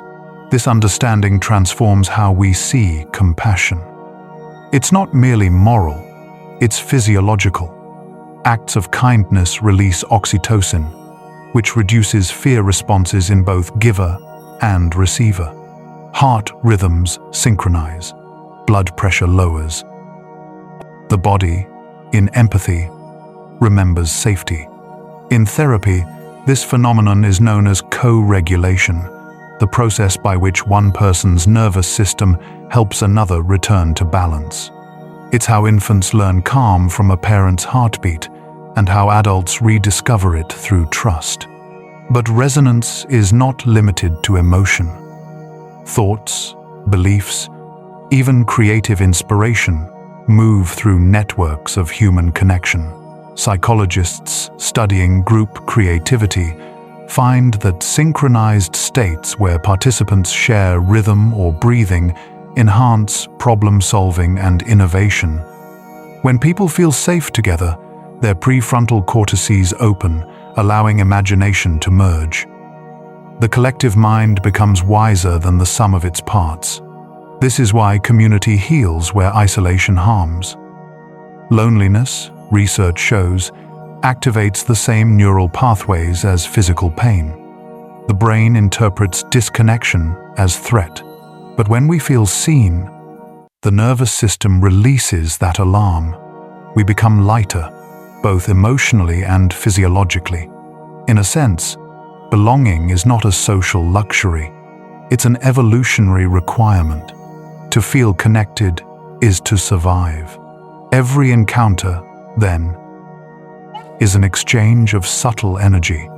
The tone of your voice, the steadiness of your breath, the softness of your eyes, all transmit information that another person's body decodes unconsciously. This is how empathy travels faster than thought. It's also why mindfulness and self-regulation matter so deeply. When you calm yourself, you calm the space around you. Peace, like anxiety, ripples outward. The more science learns about emotion, the clearer it becomes. We are not isolated islands of thought. We are waves on the same sea, rising and falling in rhythm with one another. Every word you speak, every kindness you offer, alters the field you live in. To change the world emotionally is not to speak louder, but to feel more consciously. So tonight, as you breathe, remember that your calm is not yours alone. It travels through tone, through gaze, through silence, touching others in ways you may never see. The mind you soothe in yourself becomes the peace someone else feels tomorrow. In that invisible exchange, the universe remembers what it means to be connected. Dreams are the theater of the unconscious, a landscape where reason loosens and the symbolic mind takes center stage. Within this space, the brain weaves together fragments of memory, emotion, and imagination, producing narratives that defy logic, yet reveal truth. To dream is to witness the psyche speaking in its oldest language, one that predates words, the language of image, rhythm, and emotion. For centuries, psychology has tried to interpret this nightly performance. Sigmund Freud called dreams the royal road to the unconscious, believing they disguised repressed wishes in symbolic form. Carl Jung expanded the idea. suggesting that dreams were not just personal but universal, connecting the dreamer to the collective unconscious. Where Freud saw concealment, Jung saw communication, a bridge between the conscious ego and the deeper self. Modern neuroscience adds another layer of understanding. During REM sleep, the brain becomes a paradox of activity.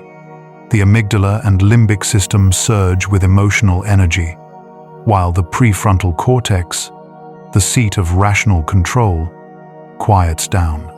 This shift allows emotion to express itself freely, creating the surreal, non-linear logic of dreams. The visual cortex ignites, memory centers replay, and neurotransmitters rearrange in a process that helps regulate mood and creativity. In a way, dreaming is the brain's nightly therapy session, a safe simulation where we process what waking life leaves unresolved. Scientists now believe that dreams serve multiple purposes: emotional integration, problem-solving, memory consolidation, and creative exploration. In one study, participants who napped and entered REM sleep performed significantly better at complex puzzles than those who stayed awake. The dreaming brain, unconstrained by logic, forms connections that conscious thought overlooks.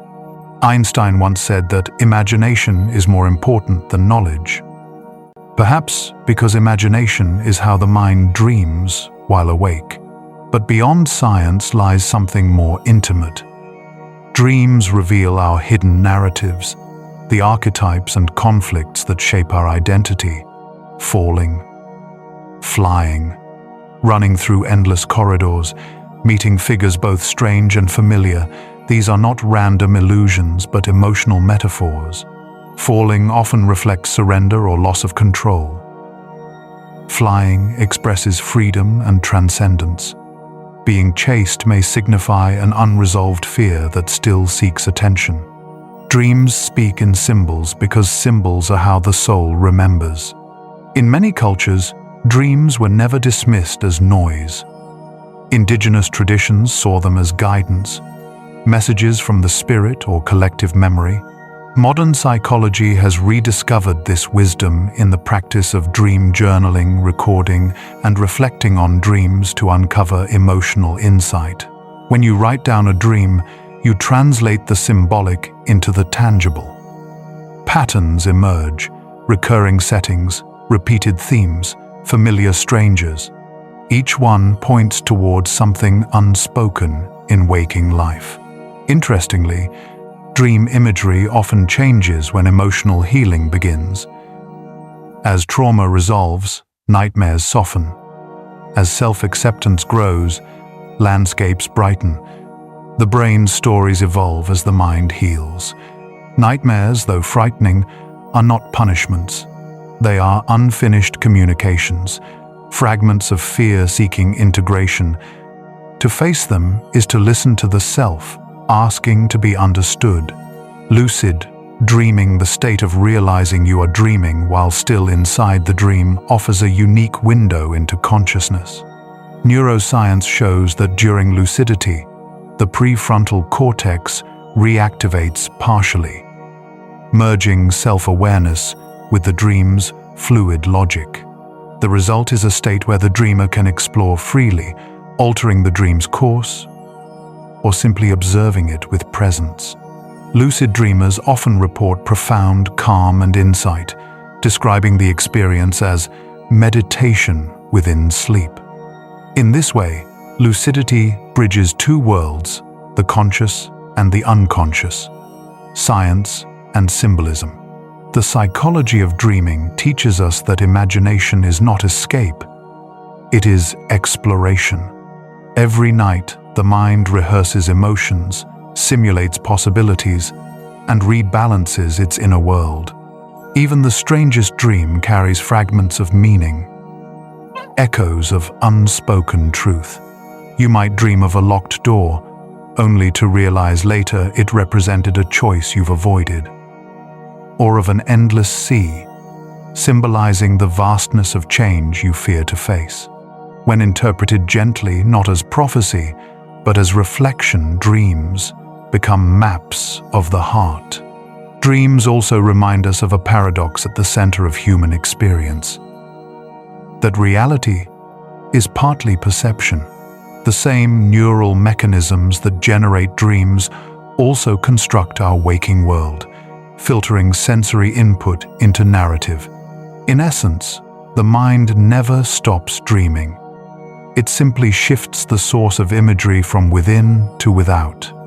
Waking life is the daydream of the body. Sleep is the night dream of the soul.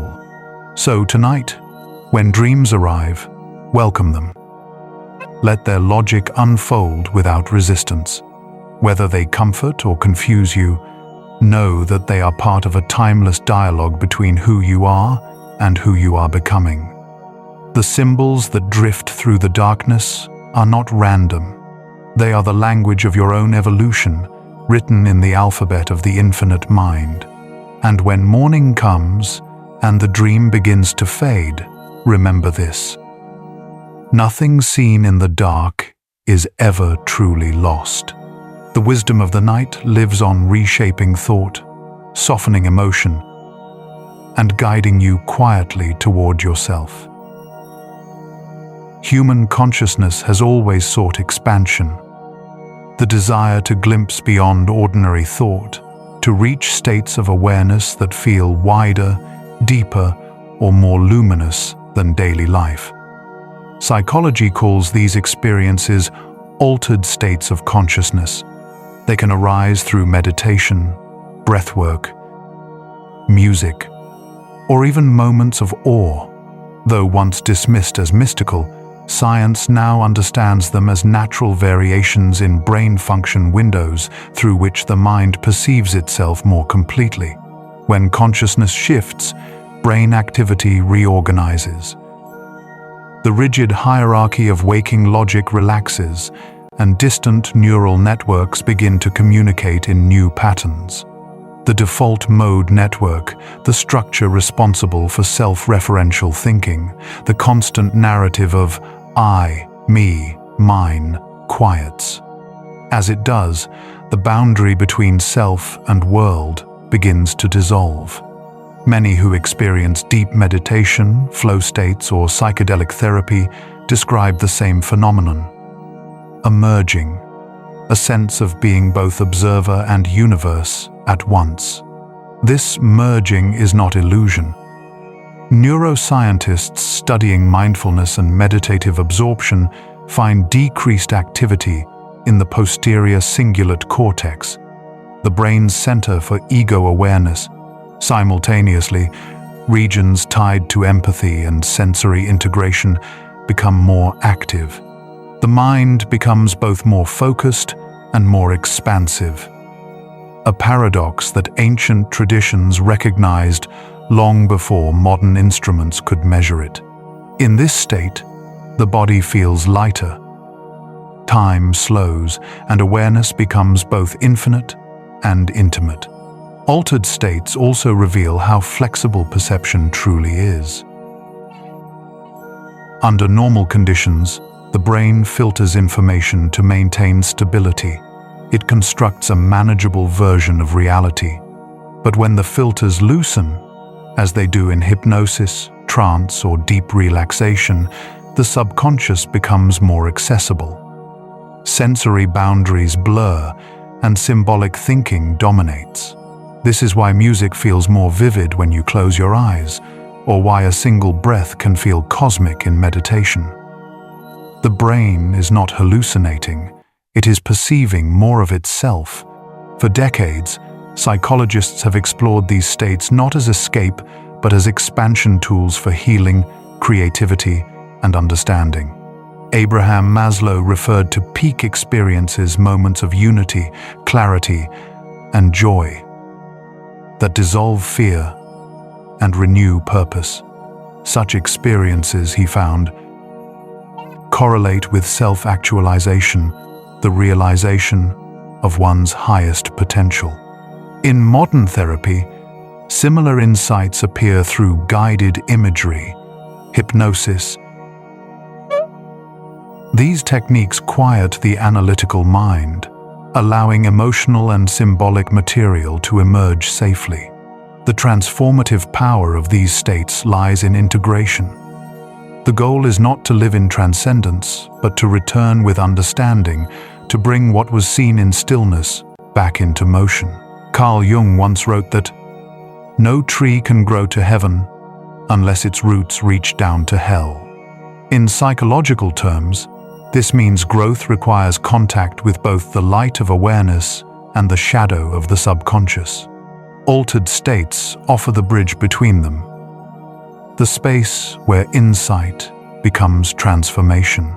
One of the most striking findings in neuroscience is how the brain in deep meditative or psychedelic states mirrors the brain of a dreaming person. The same theta and gamma wave synchronizations occur, blending emotion, memory, and imagination. But unlike in sleep, the conscious observer remains present. You are awake within the dream. This awareness allows old patterns to surface and dissolve without being repressed. It's as though the brain rewrites its story in real time. For some, these experiences arrive spontaneously through art, nature, or love. The sight of the ocean stretching endlessly, the sound of a single note sustained in silence, the feeling of holding another's gaze, all can induce awe, one of psychology's most profound altered states. In awe, the sense of self shrinks just enough for the vastness of existence to be felt directly. The mind stops analyzing and begins to belong. This sense of belonging, of connection to something larger, has measurable benefits. Research shows that people who experience awe more frequently report lower inflammation, reduced anxiety, and greater life satisfaction. It is as though the nervous system itself recognizes harmony in the vastness. The body calms because it remembers, consciously or not, that it is part of a greater whole. However, altered states are not about escaping reality. They are about expanding our definition of it. The challenge lies in integration, turning the insight into daily awareness. After the vision fades, after the music ends, what remains is the lesson that stillness, connection, and meaning were never external. They were reflections of the same consciousness that breathes through every moment. You don't need elaborate rituals to touch these states. They appear in small, quiet openings in the pause before sleep, in the breath between thoughts, in the silence after laughter. Whenever the mind releases its grip on identity, awareness widens naturally. Every time you lose yourself in wonder, you find yourself in truth. So tonight, allow perception to soften. Let the lines between inner and outer blur until all that remains is the rhythm of breath, the pulse of being. Behind every thought is the vastness that thinks it. Behind every dream, the stillness that dreams. To rest in that awareness is to experience the ultimate altered state consciousness, recognizing itself as infinite. Every night, as the body drifts into sleep, the brain performs an act of quiet restoration, not only repairing cells and clearing toxins, but rebalancing the emotional architecture of memory itself. In psychology, this process is called emotional integration, the transformation of raw experience into understanding. It is the hidden therapy of the night, where feelings unfinished by the day are softened, sorted, and stored. Without this nightly rehearsal of healing, the mind begins to fracture under its own noise. Researchers at the University of California have shown that REM sleep reduces the intensity of emotional memories. The amygdala, the brain's alarm system, calms. while the hippocampus reorganizes the story around the feeling. In effect, the brain replays difficult moments in a chemical environment free of stress hormones like norepinephrine. This allows you to revisit pain without re-experiencing it. Sleep is not escape, it's emotional editing. It teaches your nervous system what to keep, what to release, and what to reinterpret as wisdom. When you dream, the subconscious turns experience into metaphor. A confrontation becomes a storm. A loss becomes a door, closing in silence. The brain translates emotion into imagery so the conscious mind can process it safely. This is why people often wake with new clarity. After dreaming, the mind has spoken to itself in a language deeper than words. The unconscious becomes its own therapist, reshaping chaos into coherence. But this integration does not only happen during sleep. Psychologists have found that reflection, journaling, and mindful awareness mimic the same neural patterns as REM processing. When you calmly revisit a memory, allowing both feeling and distance, your brain's pathways reorganize. This is memory reconsolidation, the biological foundation of healing. Every time you recall an old event with new understanding, you rewrite its emotional code. The past changes slightly, not in fact, but in feeling. This is why emotional healing is rarely linear. The mind returns to the same themes again and again, refining them like a sculptor shaping marble. Each time, a little more detail is revealed. Each time, a little more resistance dissolves. From a neuropsychological perspective, repetition is not regression, it's integration. The mind is practicing peace until peace becomes automatic. In trauma therapy, this principle becomes visible. Patients learning to process fear through gradual exposure experience measurable shifts in brain chemistry. The amygdala's overreaction fades, while the prefrontal cortex, responsible for reasoning and perspective, strengthens.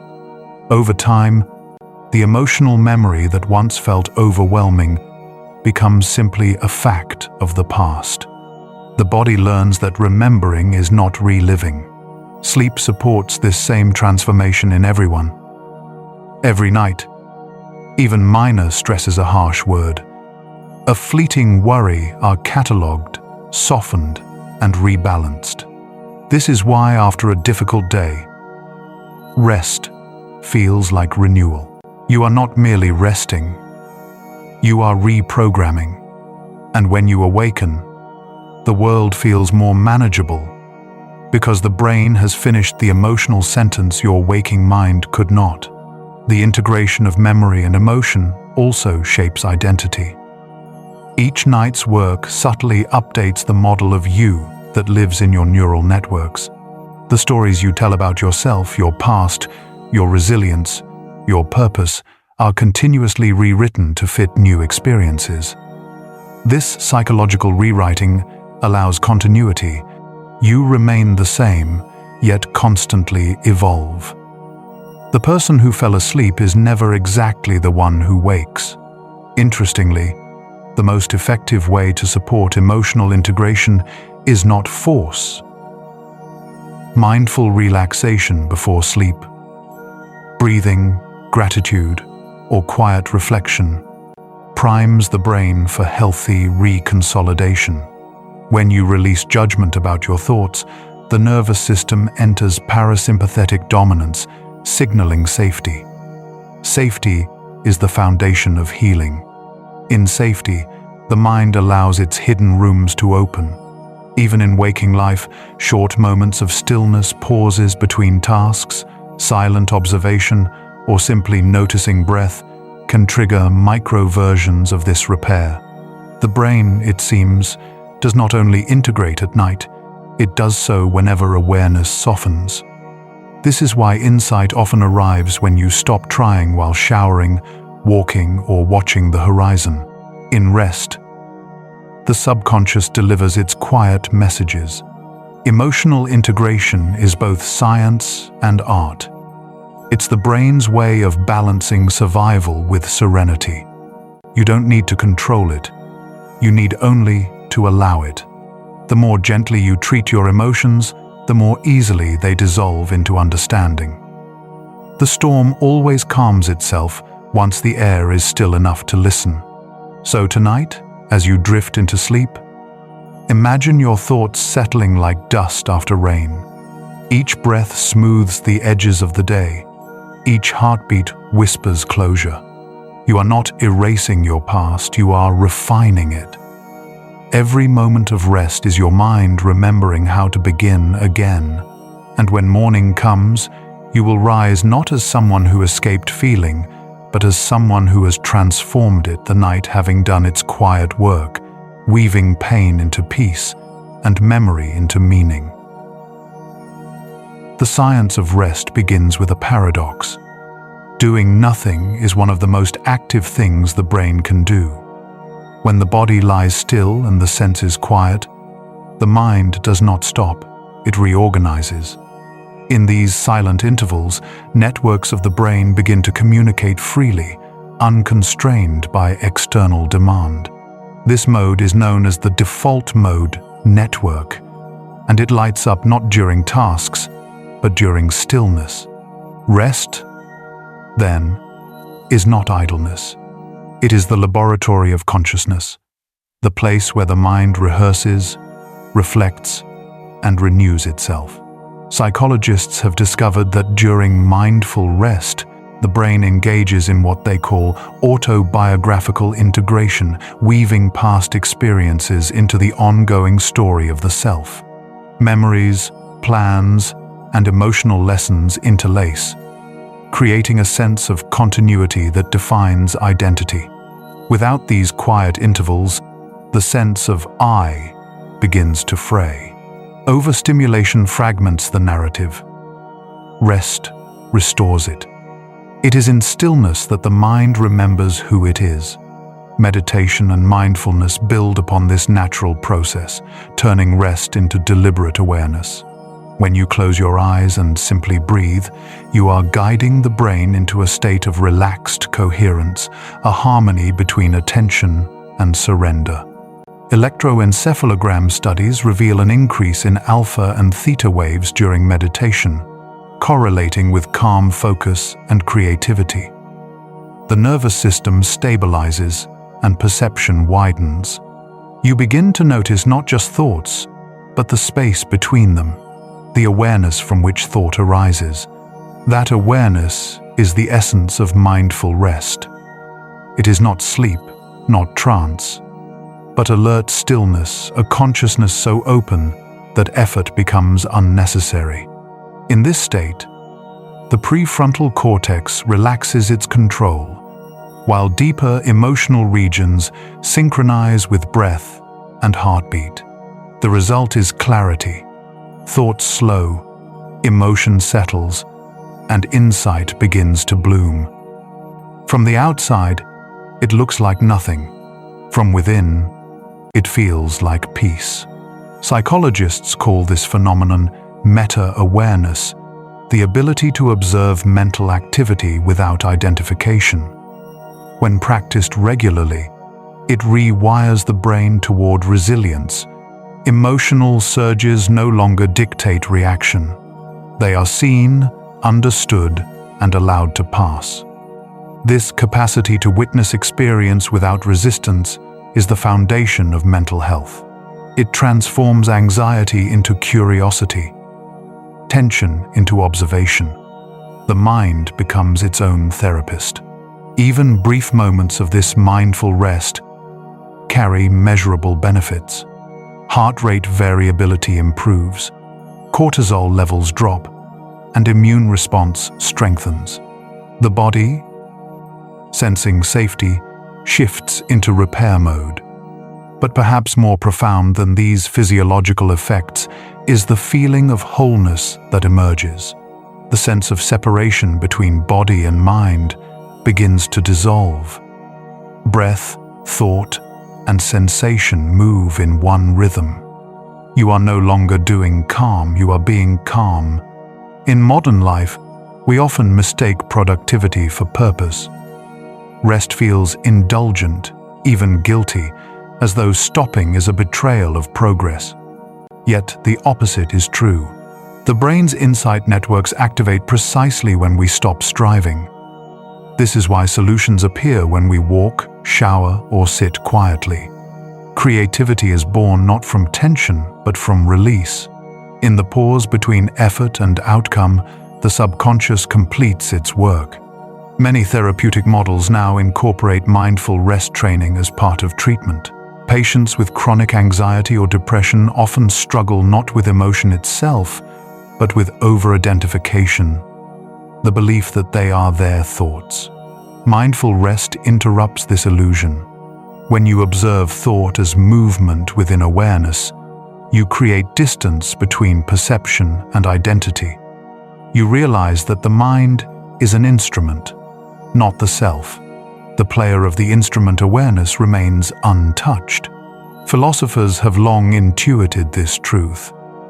In the Bhagavad Gita, rest is described not as inactivity, but as alignment. He who sees inaction in action, and action in inaction, is wise. To rest consciously is to act in harmony with reality, neither resisting nor controlling, but allowing. When you rest deeply, you are not withdrawing from life, you are synchronizing with it. Consider how nature rests. The ocean withdraws between tides. Trees shed leaves to conserve energy for spring. Even the heart rests between beats, a brief silence that sustains the rhythm of life. Mindful rest follows the same law. The pause is what keeps the motion alive. Without stillness, rhythm collapses into noise.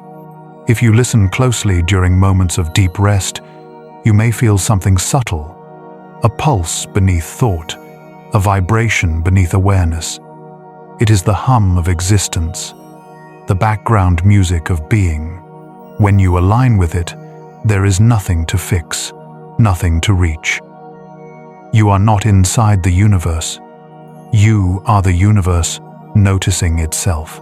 So tonight, let your awareness rest gently in that realization.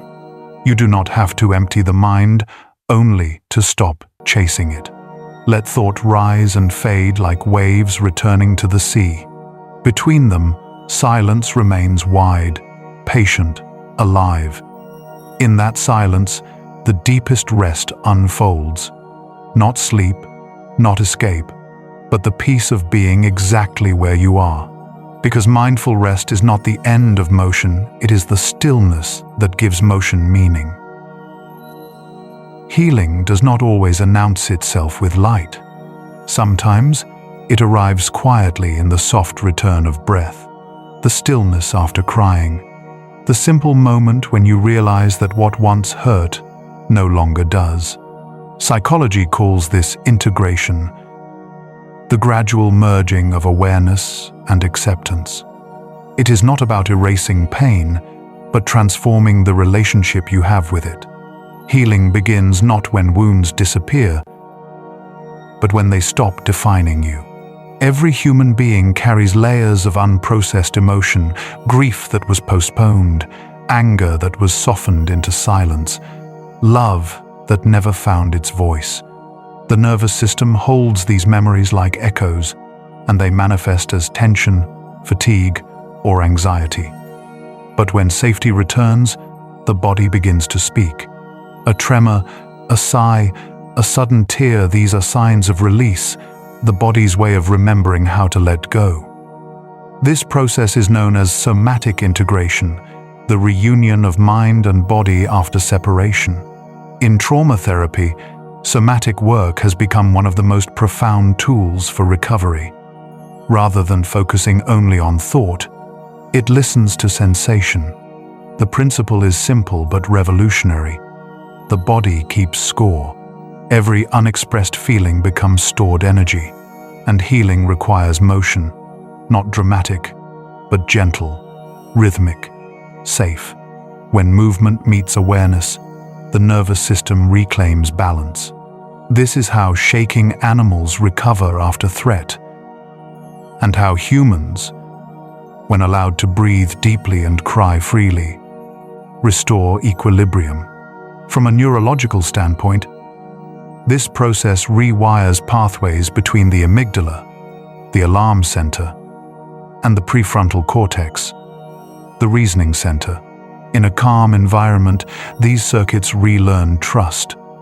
What was once interpreted as danger becomes reclassified as memory. This is not forgetting, it is re-education.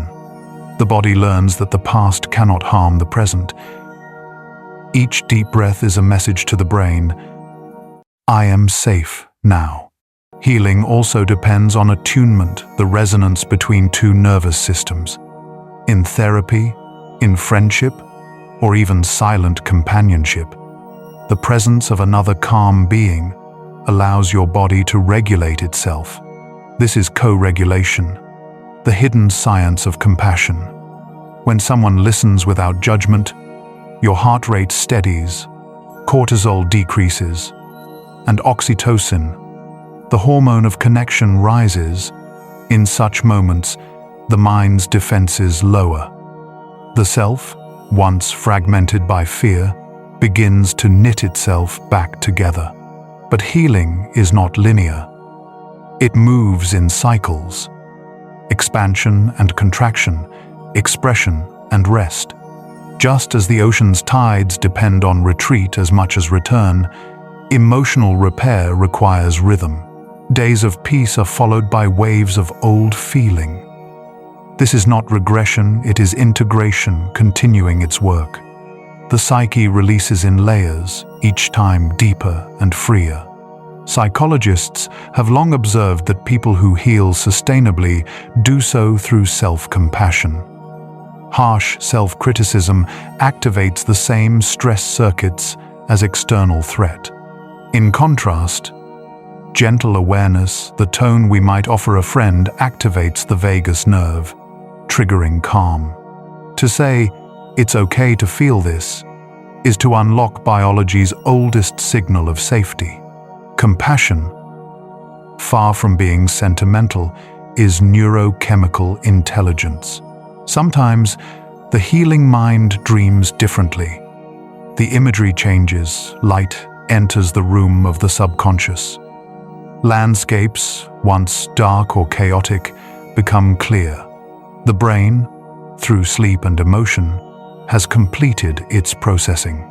What was once a wound becomes context, a story now belonging to memory rather than identity. The scar remains, but it no longer aches. This is psychological wholeness, not perfection but coherence. The philosophy of healing, both ancient and modern, converges on one truth, that peace cannot be forced. You cannot hurry the nervous system.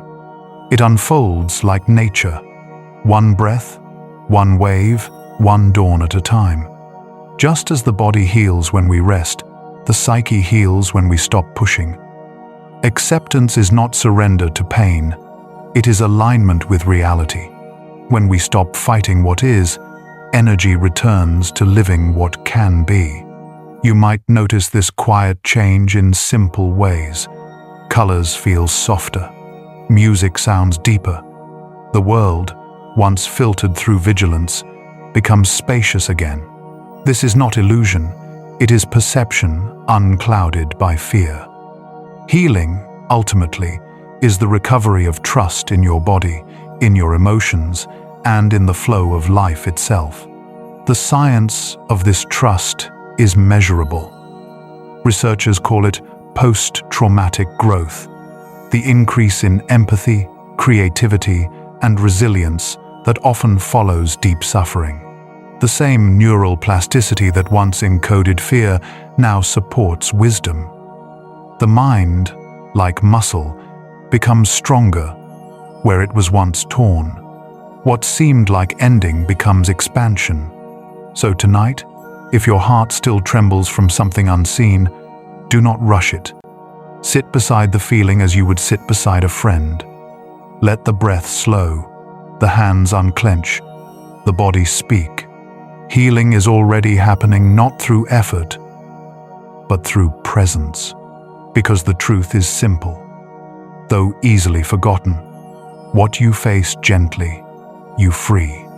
And in freeing it, you remember that peace was never gone, only waiting for you to be still enough to feel it.